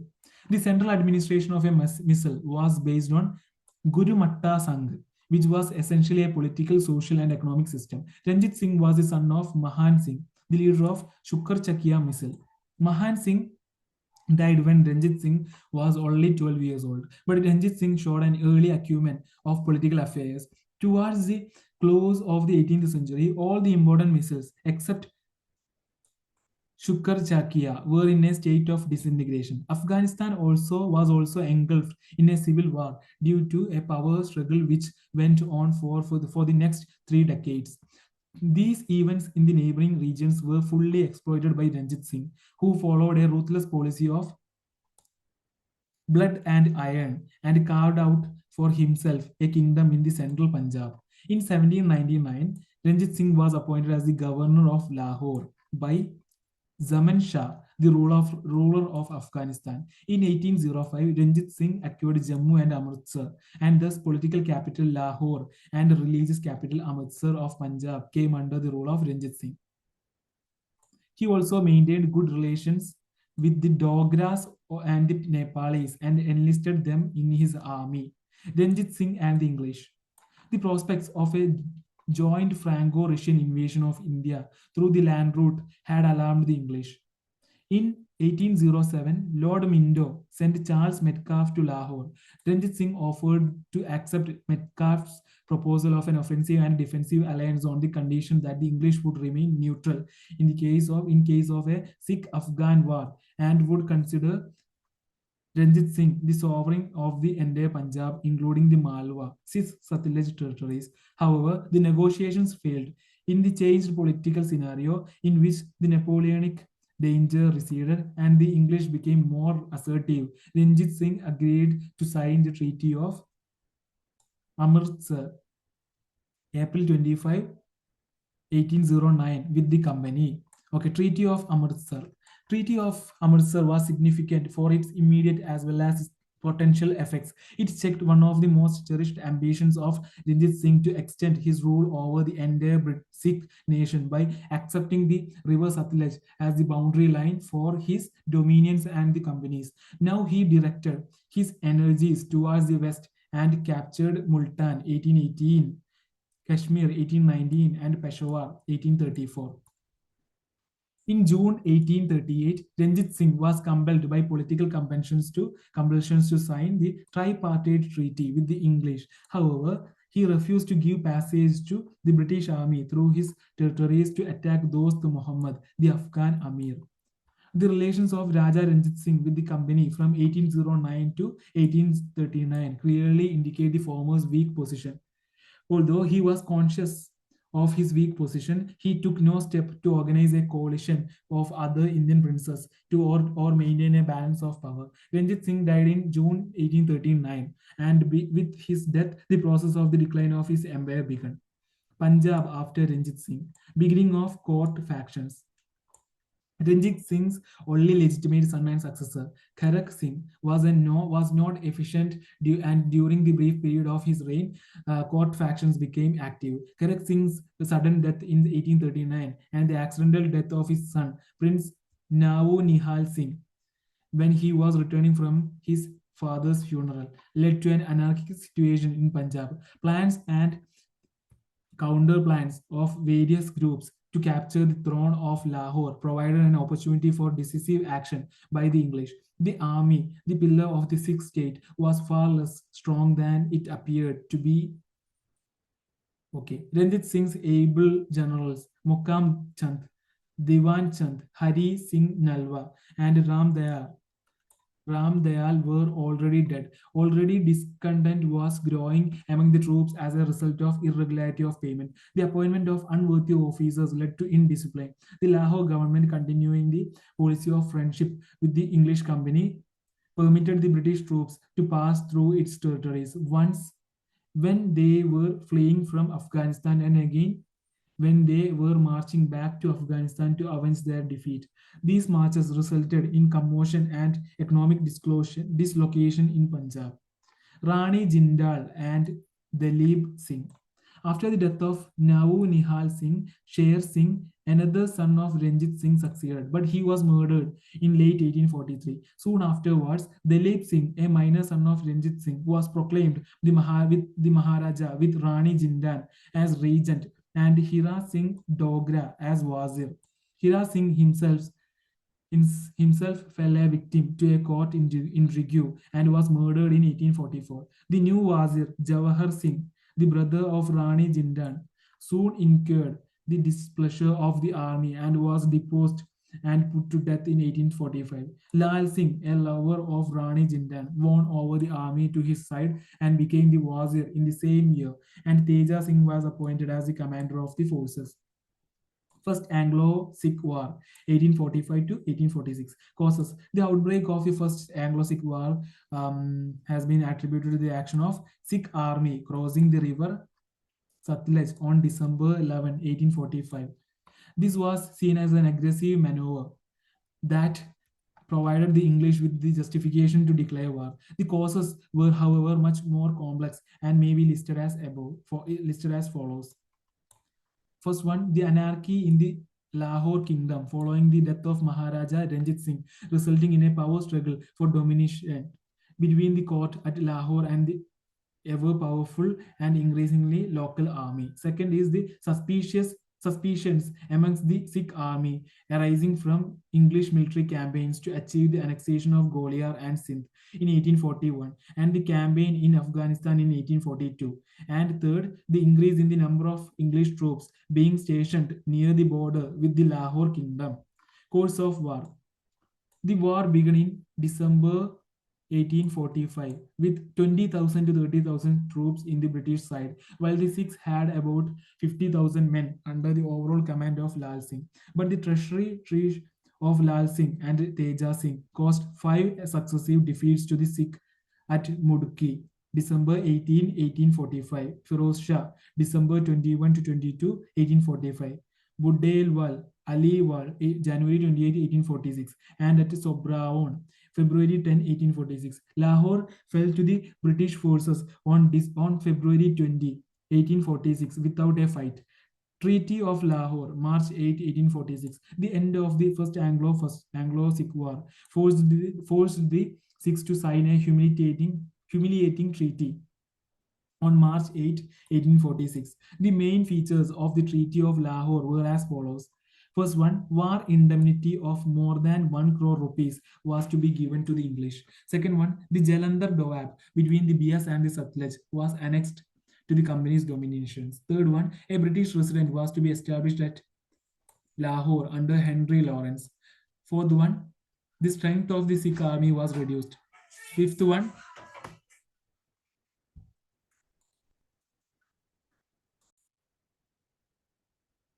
the strength of the army was reduced.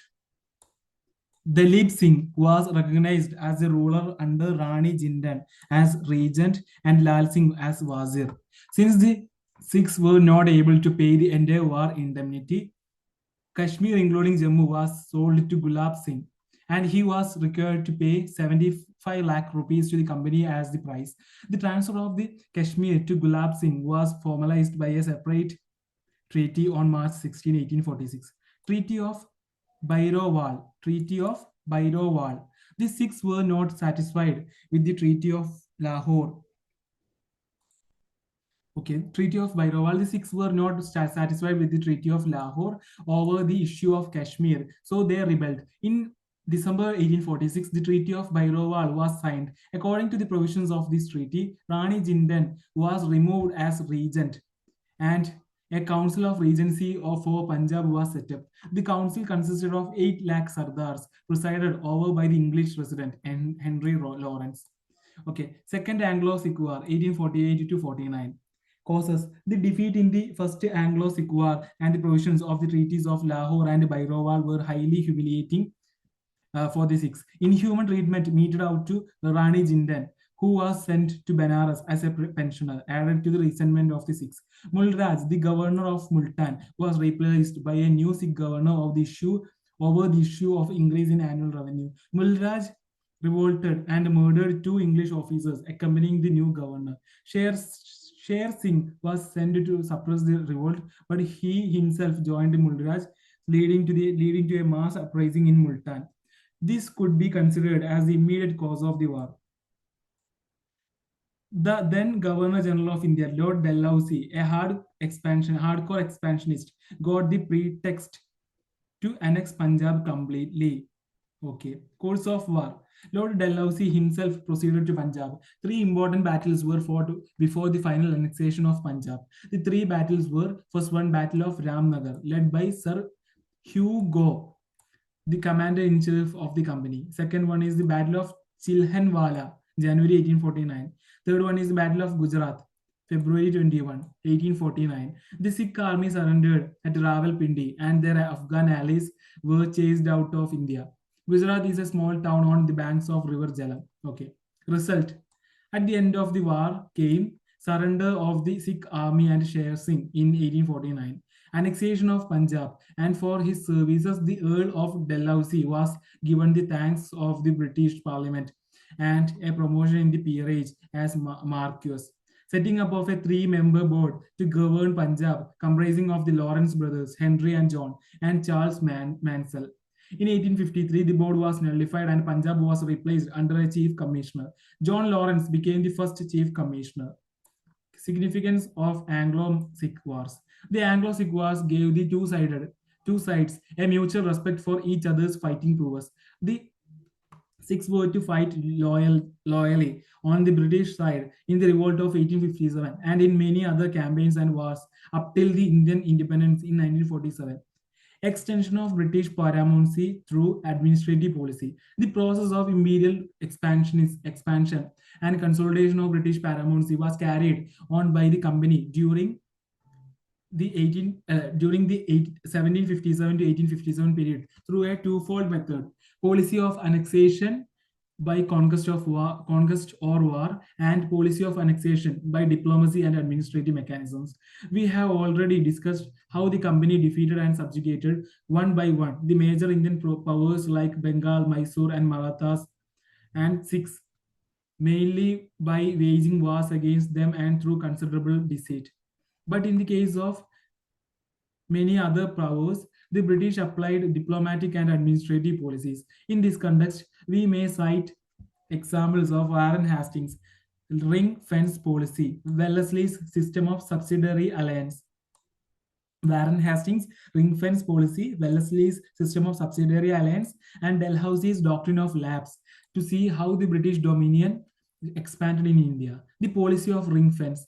Warren Hastings took charge as Governor General at the critical period of British rule, when the British were to encounter the powerful combination of Marathas, Mysore, and Hyderabad. He followed policy of ring fence, which aimed at creating buffer zones to defend the company's frontiers. Broadly speaking, it was the policy of defense of their neighbors' frontiers for safeguarding their own territories. This policy of Warren Hastings was reflected in his war against the Marathas and Mysore. The chief danger to the company's territories was from the Afghan invaders and the Marathas. To safeguard against these dangers, the company undertook to organize the defense of the frontiers of Awadh on the condition that Nawab would defray the expenses of the defending army. The defense of Awadh constituted the defense of Bengal during that time. Thus, the states brought under the ring fence system were assured of military assistance against external aggression, but at their own expense. Okay. In other words, these allies were required to maintain subsidiary forces, which were to be organized, equipped, and commanded by the officers of the company, who in turn were to be paid by the rulers of these states. Wellesley's policy of subsidiary alliance was, in fact, an extension of ring fence system, which sought to reduce the Indian states into a position of dependence on British government. On the British government. Next is subsidiary alliance. Subsidiary alliance system was used by Lord Wellesley, who was the Governor General from 1798 to 1805 to build an empire in India. Under the system, the allying Indian states ruler was compelled to accept the permanent stationing of a British force within his territory and to pay a subsidy for its maintenance. The Indian ruler had to agree to the posting of a British resident in his court. The Indian ruler could not employ any European in his service without the prior consultation with the company, nor could he go to war or negotiate with any other Indian ruler without consulting the Governor General. In return of all this, the British would defend the ruler from his enmities and adopt a policy of non-interference in the internal matters of the allied state. One of the objectives behind Wellesley's strengthening of the subsidiary alliance system was to keep the French from reviving and expanding their influence in India. Around this time, the fear of Napoleon's expedition towards the east was very real for the British, who felt that the French could attack the western coast of India from their colony of Mauritius. Hence, the clause in the alliance treaty the Indian rulers to dismiss Europeans other than the British from their services and not employ any. By means of this system, the company could station its forces at strategic locations and keep the French at bay. Besides, the subsidiary alliance would expand the company's hold over the Indian states and gradually bring more and more territory into the company's fold. The Indian rulers lost their independence by buying security. They were not free of interference from the British resident. They lost much of their revenue paying for the British troops. Also, the alliance made the Indian rulers weak and irresponsible. The subjects were exploited, and it was practically impossible to depose the oppressive rulers as they were protected by the British. Evolution and perfection. It was probably Dupleix who first gave on hire, so to say, European troops to Indian rulers to fight their wars. Since then, almost all governor generals from Clive onwards applied the system to various Indian states and brought it to near perfection. The first Indian state to fall into this protection trap, which anticipated the subsidiary alliance system, was Awadh, which in 1765 signed a treaty under which the company pledged to defend the frontiers of Awadh on the condition of the Nawab defraying the expenses of such defense. It was in 1787 that the company first insisted that the subsidiary state should not have foreign relations. This was included in the treaty with the Nawab of Carnatic, which Cornwallis signed in February 1787. It was Wellesley's genius to make it a general rule to negotiate for the surrender of territory in full sovereignty for the maintenance of the subsidiary force. Stages of application of subsidiary alliance. There were four stages in the evolution of subsidiary alliance. The first stage, the company offered to help a friendly Indian state with its troops to fight any war the state might be engaged in. The second stage consisted of making a common cause with the Indian state, now made friendly, and taking the field with its own soldiers and those of the state. Now came the third stage when the Indian ally was asked not for men but for money. In return, the company promised that it would recruit, train, and maintain a fixed number of soldiers under the British officers, and that the contingent would be able to the ruler for his personal protection, as also for keeping out aggressors. In the fourth or the last stage, the money or the protection fee was fixed usually at a high level. When the state failed to pay the money in time, it was asked to cede certain parts of its territories to the company in lieu of payment. The company's entry into affairs of the state had begun. Now it would be for the British resident installed in the state capital under the treaty to initiate, sustain, and hasten the process of eventual annexation. View. Wellesley converted the British Empire in India to the British Empire of India. From one of the political powers in India, the company became the supreme power in India and claimed the whole country as its sole protectorate. From Wellesley's time onwards, the defense of India was the company's responsibility. Okay, Sidney J. Owen. Selection from the Wellesley's dispatches. States which accepted alliance. Indian princes who accepted the subsidiary system were Nizam of Hyderabad, September 1798 and 1800. The ruler of Mysore, 1799. Ruler of Tanjavur, October 1799. Nawab of Awadh, November 1801. Peshwa, December 1801. Bonsle Raja of Berar, December 1803. Scindia, February 1804. Rajput states of Jodhpur, Jaipur, Macheri, Bundi, and ruler of Bharatpur, 1818. The Holkars were the last Maratha confederation to accept the subsidiary alliance in 1818. The first was Mysore. Last was Holkars in 1818. Okay. Views. A views. A 1950 colonial office paper disarmingly says that Britain, as a seafaring and trading nation, had long been a collector of islands and peninsulas. In much quoted remark, Sir John Seeley, the Regius Professor of Modern History at Cambridge, said something similar in 1883. We seem, as it were, to have conquered and people half the world in a fit of absence mind. They did not mean quite what it seemed to say. What Seeley meant was that there had not been a coherent policy behind Britain's imperial expansion. There had been an incoherent set of policies. The 1950 paper explained that the collection of islands and peninsulas was assembled to protect trade and sea routes. The motive for empire was selfish. The motivation consisted of desires which interlocked.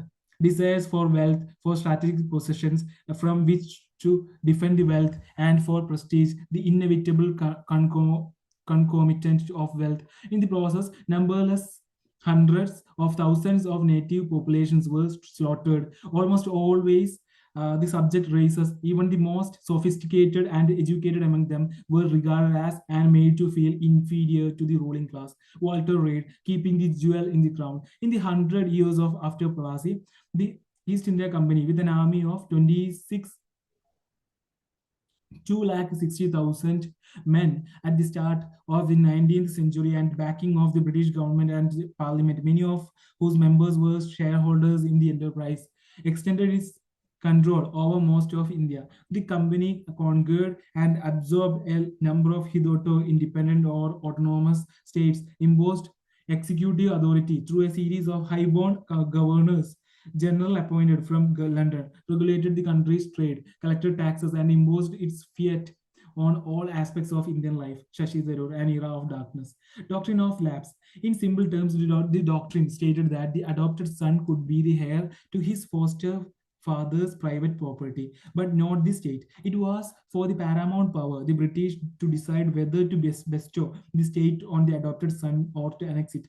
The doctrine was stated to be based on Hindu law and Indian customs. But Hindu law seemed to be somewhat inconclusive on this point, and the instances of Indian sovereign annexing the state of his vassal on account of lapse, that is, leaving no issue as heir, were rather rare. Maharaja Ranjit Singh had annexed a few of his feudatory principalities on the account of lapse.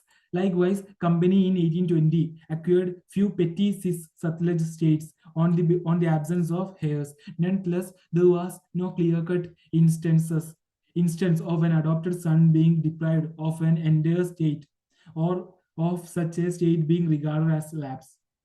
So this policy is attributed to Lord Dalhousie, 1848 to 56. He was not its originator. It was a coincidence that during his governor generalship, several important cases arose in which the doctrine could be applied. Dalhousie showed too much zeal in enforcing this policy, which had been theoretically enunciated on some previous occasions. His predecessors had acted on the general principle of avoiding annexation if it could be avoided. Dalhousie, in turn, acted on the general principle of annexing if he could do so legitimately. Annexation of Awadh. Annexation of Awadh. Awadh was the oldest of the surviving states brought under the subsidiary alliance, and the cruel impact of the system resulted in its continuous maladministration under profligate and extravagant Nawabs for a long spell of 80 years. The people suffered from the heavy taxes imposed by the Nawab, as also the illegal excavations by his officials and talukdars. The chronic bankruptcy of the treasury was partly due to the heavy charges realized by the British government for maintenance of subsidiary troops. In addition, the large contributions were realized by Lord Hastings, Lord Amherst, and Lord William Bentinck for purposes entirely unconnected with the affairs of Awadh. In 1819, the Nawab was given the title and status of a king. Lord Dalhousie directed Sleeman, the resident in Awadh, to make a tour throughout the state and ascertain this actual situation by personal inspection. The resident submitted a report describing the anarchical condition in the state. He was succeeded as a resident in 1854 by Outram, who submitted a report supporting that of his predecessor. Dalhousie hesitated to take the extreme step, that is, annexation. He preferred permanent British administration, with the Nawab retaining his titles and rank. But the Court of Directors ordered annexation and abolition of the throne, 1856. Wajid Ali Shah refused to sign a treaty giving away his rights and was exiled to Calcutta. It was a political blunder for which the British had to pay a heavy price during the revolt of 1857. Okay, annexed lapsed states. It was a matter of chance that during Lord Dalhousie's term, many rulers of states died without a male issue, and 7 states were annexed under doctrine of lapse. The most important of these were Satara. ആദ്യമായിട്ട് ചെയ്തത് സത്താറയാണ് annexe ചെയ്തത് 1848, 1848. Then Jhansi, Nagpur in 1854. Jhansi and Nagpur in 1854, Satara in 1848. The other small states included Jaitpur, Bundelkhand, Sambalpur, Orissa, and Bagat, Himachal Pradesh. Lord Dalhousie annexed Awadh in 1856 after deposing Nawab Wajid Ali Shah on grounds of misgovernment. Thus, Dalhousie annexed 8 states during his 8-year tenure, 1848 to 56, as Governor General. In these 8 years, he annexed some quarter million square miles of the territory of India. His reign almost completed the process of expansion of British power in India, which began with the victory over Siraj Dowla at Plassey in 1757. Relations of British India with neighboring countries. The desire of British imperialists to consolidate their administrative and political power in the region led them into conflict with certain neighboring India. Anglo-Bhutanese Anglo-Bhutanese relations. The occupation of Assam in 1826 brought the British into close contacts with the mountain state of Bhutan. Frequent raids by Bhutanese into adjacent territories in Assam and Bengal, and the bad treatment meted out to Elgin's envoy in 1863 to 64, and the treaty imposed on him by which the British were forced to surrender the passes leading to Assam led to British annexation of these passes and the stopping of allowance paid to the Bhutanese. In 1865, the Bhutanese were forced to surrender the passes in return for an annual subsidy. It was the surrendered district which became a productive area with tea gardens. Anglo-Nepalese relations. The Gurkhas wrested control of Nepal from the successors of Ranjit Malla of Badgaon in 1760. They began to expand their dominion beyond the mountains. They found it easier to expand in the southern direction as the north was well defended by the Chinese. In 1801, the English annexed Gorakhpur, which brought the Gorkhas boundary and the company's boundary together. The conflict started due to the Gurkhas' capture of Butwal and Shioraj in the period of Lord Hastings, 1830 to 1823. The war ended in the Treaty of Sagauli in 1816, which was in favor of the British. As per the treaty, Nepal accepted the British resident. Nepal ceded the districts of Garhwal and Kumaon and abandoned claims to Terai. Nepal also withdrew from Sikkim. This agreement brought many advantages to the British. The British Empire now reached the Himalayas. It got better facilities for trade with Central Asia. It acquired sites for hill stations such as Shimla, Masuri, and Nainital. The Gurkhas joined the British Indian Army in large numbers. Anglo-Burmese relations. In the beginning of the 19th century, Burma was a free country and wanted to expand westward. The expansionist urges of the British, fueled by the lure of the forest resources of the Burma market for British manufacturers in Burma and the need to check French ambitions in Burma and the rest of the Southeast Asia resulted in three Anglo-Burmese wars. And in the end, the annexation of Burma into British India in 1885. First Burma War, 1824 to 1826. The first war with Burma fought when the Burmese expansion westwards and occupation of Arakan and Manipur and the threat to Assam and the Brahmaputra Valley led to the continuous friction along the ill-defined border between Bengal and Burma. In the opening decades of the 19th century, the British expeditionary forces occupied Rangoon in May 1824 and reached within 72 kilometers of the capital of Ava. The the peace was established in 1826 with Treaty of Yandabo. So Treaty of Yandabo, British with Burma. Treaty of Sagauli, British with Nepal. Okay. Treaty of Yandabo, which provided that the government of Burma pay 1 crore rupees as war compensation, cede its coastal provinces of Arakan and Tenasserim, abandon claims on Assam, Kachar, and Jaintia, recognize Manipur as an independent state, negotiate a commercial treaty with Britain, and accept a British resident at Ava, while posting Burmese envoy at Calcutta. Okay. Second Burma War, 1852. The Second War was the result of the British commercial need and the imperialist policy of Lord Dalhousie. The British merchants were keen to get hold of timber resources of Upper Burma and also sought further inroads into the Burmese market. This time, the British occupied Pegu, the only remaining coastal province of Burma. An intense guerrilla resistance had to be overcome before complete British control of Lower Burma could be established. Third Burma War, 1885. Third Burma War, 1885. After the death of Burmese King Bindon, his son Thibaw succeeded to the throne. Thibaw, from the beginning itself, was hostile towards the British. The British merchants at Rangoon and Lower Burma had been complaining about the stepmotherly treatment by Thibaw, who had also been negotiating commercial treaties with the rival powers of France, Germany, and Italy. The French also planned to lay a rail link from Mandalay to French territory at a time when the British were in conflict with the French in Niger, Egypt, and Madagascar. A humiliating fine fine had been imposed on British Timber Company by Thibaw. Dufferin ordered the invasion and final annexation of Upper Burma in 1885. The British had to face a strong guerrilla uprising in the whole of Burma soon after, and a nationalist movement after the First World War. The Burmese nationalists joined hands with the Indian National Congress. To weaken this link, Burma was separated from India in 1935.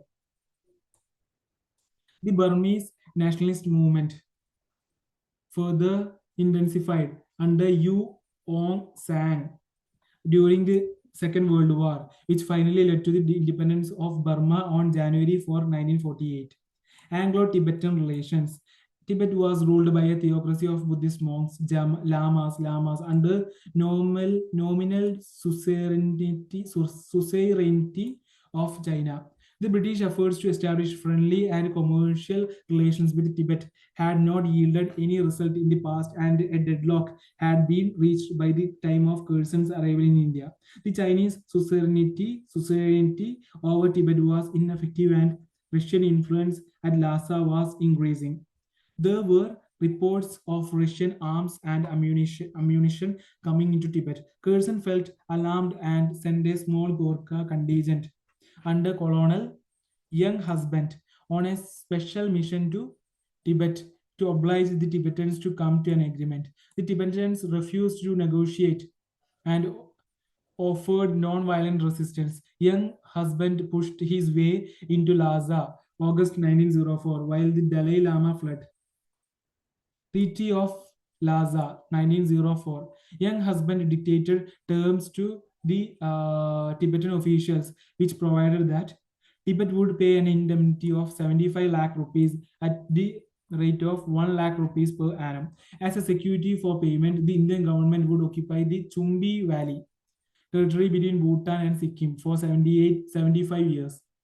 Tibet would respect the frontier of Sikkim. Trade marts would be opened at Yatung, Gyanse, and Gartok, and Tibet would not grant any concession for railways, roads, telegraph, etc., to any foreign state, but give Great Britain some control over foreign affairs of Tibet. Later on, the insistence of the Secretary of State and true to the pledge given to Russia, the treaty was revised, reducing the indemnity from Rs 75 lakh to Rs 25 lakh, and providing for evacuation of Chumbi Valley after 3 years. The valley was actually evacuated only in January 1908. Significance: only China gained in the end out of the whole affair, because the Anglo-Russian Convention of 1907 provided that the two great powers would not negotiate with Tibet except through the mediation of Chinese government. However, Curzon's policy counteracted all Russian schemes in Tibet. Anglo-Afghan relations. In the early 19th century, increased Russian influence in Persia replaced British influence and thwarted an English scheme for establishment of a new route by river Euphrates to India, especially after the Treaty of Turcomanche, 1828. The English got alarmed about possible Russian plans regarding India. Soon there was a search for a scientific frontier from the Indian side. Passes of the northwest seemed to hold the key to enter India. The need was felt for Afghanistan to be under control of a ruler who would be friendly to the British. Forward policy of Auckland. Forward policy of Auckland, who came to India as the Governor General in 1836, advocated a forward policy. This implied that the company government in India itself had to take initiatives to protect the boundary of British India from a probable Russian attack. The objective was to be achieved either through treaties with the neighboring countries or by annexing them completely. The Amir of Afghanistan, Dost Muhammad, wanted British friendship but made it conditional on the British helping him to recover Peshawar from the Sikhs, a condition which the British government in India rejected. Dost Muhammad now turned to Russia and Persia for help. This prompted the British government to go ahead with the forward policy, and a tripartite treaty, 1838, was entered into by the British, the Sikhs, and Shah Shuja, who had been deposed from the Afghan throne in 1809 and had been living since there as a British pensioner at Ludhiana. The treaty provided that Shah Shuja be enthroned with the armed help of six company remaining in the background jingling the money back. Shah Shuja conduct foreign affairs with the advice of Sikhs and the British. Shah Shuja gave up his sovereign rights over Amirs of Sindh in return for a large sum of money. Shah Shuja recognized the Sikh ruler Maharaja Ranjit Singh's claims over the Afghan territories on the right bank of the river Indus.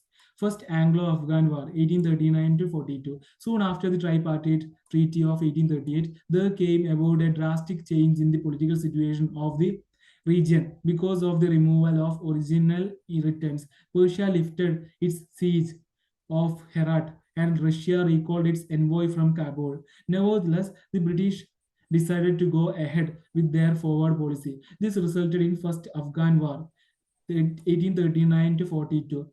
The British intention was to establish a permanent barrier against schemes of aggression from the northwest. An English army entered triumphantly into Kabul, August 1839, after a successful attack. Most of the tribes had already been won over by the bribes. Dost Muhammad surrendered 1840, and Shah Shuja was made the Amir of Afghanistan. But Shah Shuja was unacceptable to the Afghans. As soon as the British withdrew, the Afghans rose in rebellion, killing the garrison commander in Kabul. The British were compelled to sign a treaty, 1841, with the Afghan chiefs, by which they agreed to evacuate Afghanistan and restore those to Muhammad. But the English plan failed. Under a new expedition, the British reoccupied Kabul in September 1842, but having learned their lessons well, they arrived at a settlement with those to Muhammad, by which the British evacuated from Kabul and reorganized him as independent ruler of Afghanistan. The first Afghan war cost India about 1.5 crore rupees and nearly 20,000 men. John Lawrence and the policy of masterly inactivity.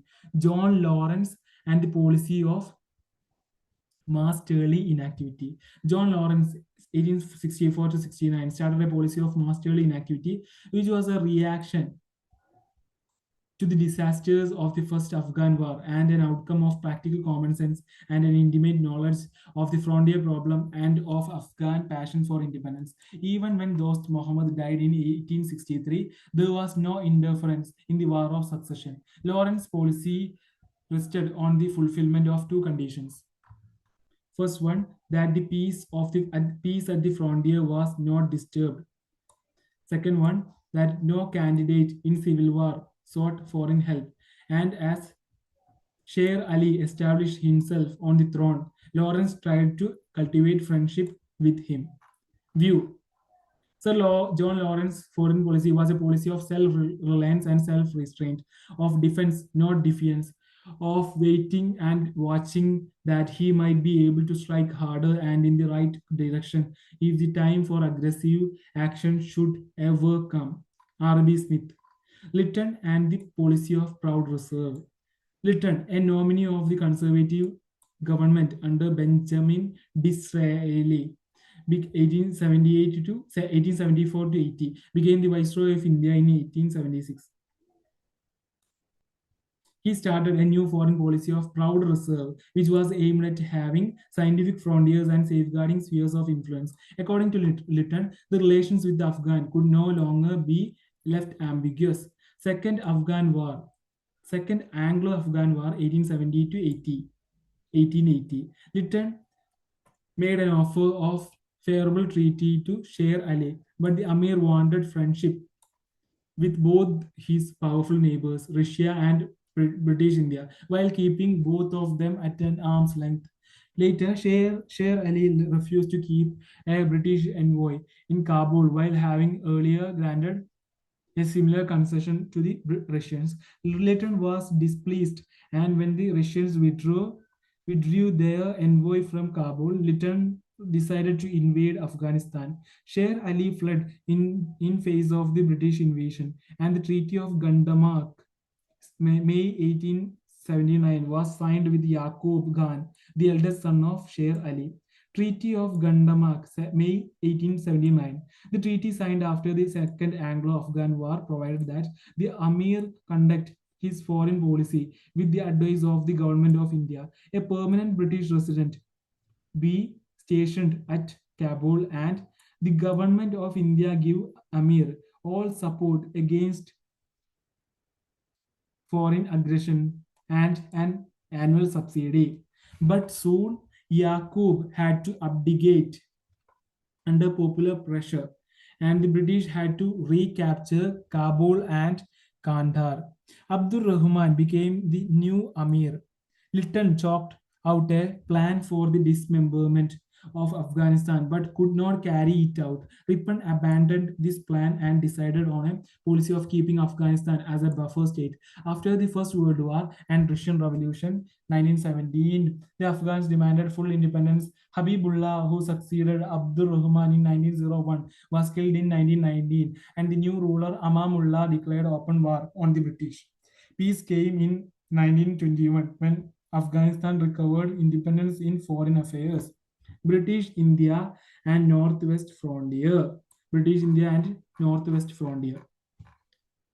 Successive Indian rulers tried to reach out to this region lying between the Indus and Afghanistan in their search for a scientific frontier. The conquest of Sindh 1843 and annexation of Punjab 1849 carried British boundaries beyond the Indus and brought them in contact with Baluch and Pathan tribes, who were most independent, but the Amir of Afghanistan claimed nominal suzerainty over them. During 1891 to 92, the British occupation of Hunza and Nagar in Gilgit Valley, which were passes commanding communications with Chitral, alarmed Abdur Rahman, Amir of Afghanistan. A compromise was finally reached by drawing a boundary line known as Durand line between Afghan and British territories. Amir received some districts and his subsidy was increased, but the Durand Agreement 1893 failed to keep peace, and soon there were tribal uprisings. To check these, a permanent British garrison was established at the Chitral and troops posted to guard Malakand Pass, but tribal uprisings continued till 1898. Curzon, the viceroy between 1899 and 1905, followed a policy of withdrawal and concentration. British troops withdrew from advanced posts, which were replaced by tribal levies trained and commanded by British officers. He also encouraged the tribals to maintain peace. He created the Northwest Frontier Province, NWFP, directly under the Government of India. Earlier, it was under the control of Lieutenant Governor of Punjab. Overall, Curzon's policies resulted in a peaceful Northwest frontier. The peaceful conditions continued thereafter with occasional tribal uprisings. In January 1932, it was announced that the NWFP was to be constituted as governor's province. Since 1947, the province belongs to Pakistan. Summary. So, right now we are discussing the chapter's summary. Factors which gave success to British in India: superior arms, military discipline, civil discipline, brilliant leadership, which did not bother about adopting unscrupulous practices, financial strength, nationalist pride. Okay, next, conflict between English and Nawabs of Bengal. Battle of Plassey, June 23, 1757. Battle of Plassey, June 23, 1757. Robert Clive's victory over Siraj ud Dowlah laid the territorial foundation of British rule in India. Battle of Buxar, 1764. Clive's victory over the combined armies of Nawab of Bengal, Nawab of Awadh, and the Mughal Emperor at Buxar laid the real foundation of the English power. Treaty of Allahabad, 1765, granted the divine rights of Bengal, Bihar, and Orissa to the English. Treaty with Nawab of Awadh, treaty with Shah Alam II, Mughal Emperor. Okay, next is dual government, 1765 to 1772. Next is British conquest of Mysore. First Anglo-Mysore War, 1767 to 1769, Treaty of Madras. Second Anglo-Mysore War, 1779 to 1784, Treaty of Mangalore. Third Anglo-Mysore War, 1790 to 92, Treaty of Seringapatam. Fourth Anglo-Mysore War, 1799, Mysore is conquered by British forces. Anglo-Maratha, next is Anglo-Maratha struggle for supremacy. First Anglo-Maratha War, 1775 to 82, Treaty of Surat. 1775, Treaty of Purandar. 1776, Treaty of Salbai. 1782, First Anglo-Mysore War. Okay. Second Anglo-Mysore War, 1803 to 1805, Treaty of Bassein, 1802. Third Anglo-Mysore War, 1817 to 1819, causes for the defeat of the Marathas: inept leadership, defective nature of state, loose political setup, inferior military system, unstable economic policy, superior English diplomacy and espionage, progressive English outlook. Conquest of Sindh, 1843. Lord Ellenborough was the Governor General of India. Conquest of Punjab, Treaty of Amritsar, 1809. Ranjit Singh and the British. Okay, first Anglo-Sikh War, 1845 to 46. Second Anglo-Sikh War, 1848 to 49. British paramountcy in action. Ring fence policy of Warren Hastings. Subsidiary alliance of Wellesley. Subsidiary alliance of Wellesley. Subsidized states, which are the first one is Hyderabad, 1798, then 1800. Mysore, second, 1799, 1799. Tanjore, October 1799. Awadh, November 1801. Peshwa, December 1801. Bonsle of Berar, December 1803. Sindhia, February 1804. Jodhpur, 1818. Jaipur, 1818. Macheri, 1818. Bundi, 1818. Bharatpur, 1818. Doctrine of lapse. Lapsed states under Lord Dalhousie, 1848 to 56. First one is Satara, 1848. Next one is Sambalpur, 1849. Bhagad, 1850. Udaipur, 1854. Nagpur, 1854. Jhansi, 1854. Awadh, 1856, on charge of maladministration, 1856. Okay. Relations of India, British India with neighboring countries. Anglo-Nepal relations, Treaty of Sagauli, 1816. Anglo-Burma relations, First Anglo-Burma War, 1824 to 1826. Second Anglo-Burma War, 1852. Third Anglo-Burma War, 1885. Anglo-Tibetan relations, Treaty of Lhasa, 1904. Anglo-Afghan relations, forward policy of Auckland. First Anglo-Afghan War, 1839 to 1842. John Lawrence policy of masterly inactivity. Lytton and the policy of proud reserve. Second Anglo-Afghan War, 1870 to 80. Treaty of Gandamak, May 1879. Northwest Frontier, Durand Agreement. 1893. Okay, first forward policy by Auckland. John Lawrence policy of masterly inactivity. Lytton and the policy of proud reserve. Okay, here we have covered the chapter 5 in unit 2.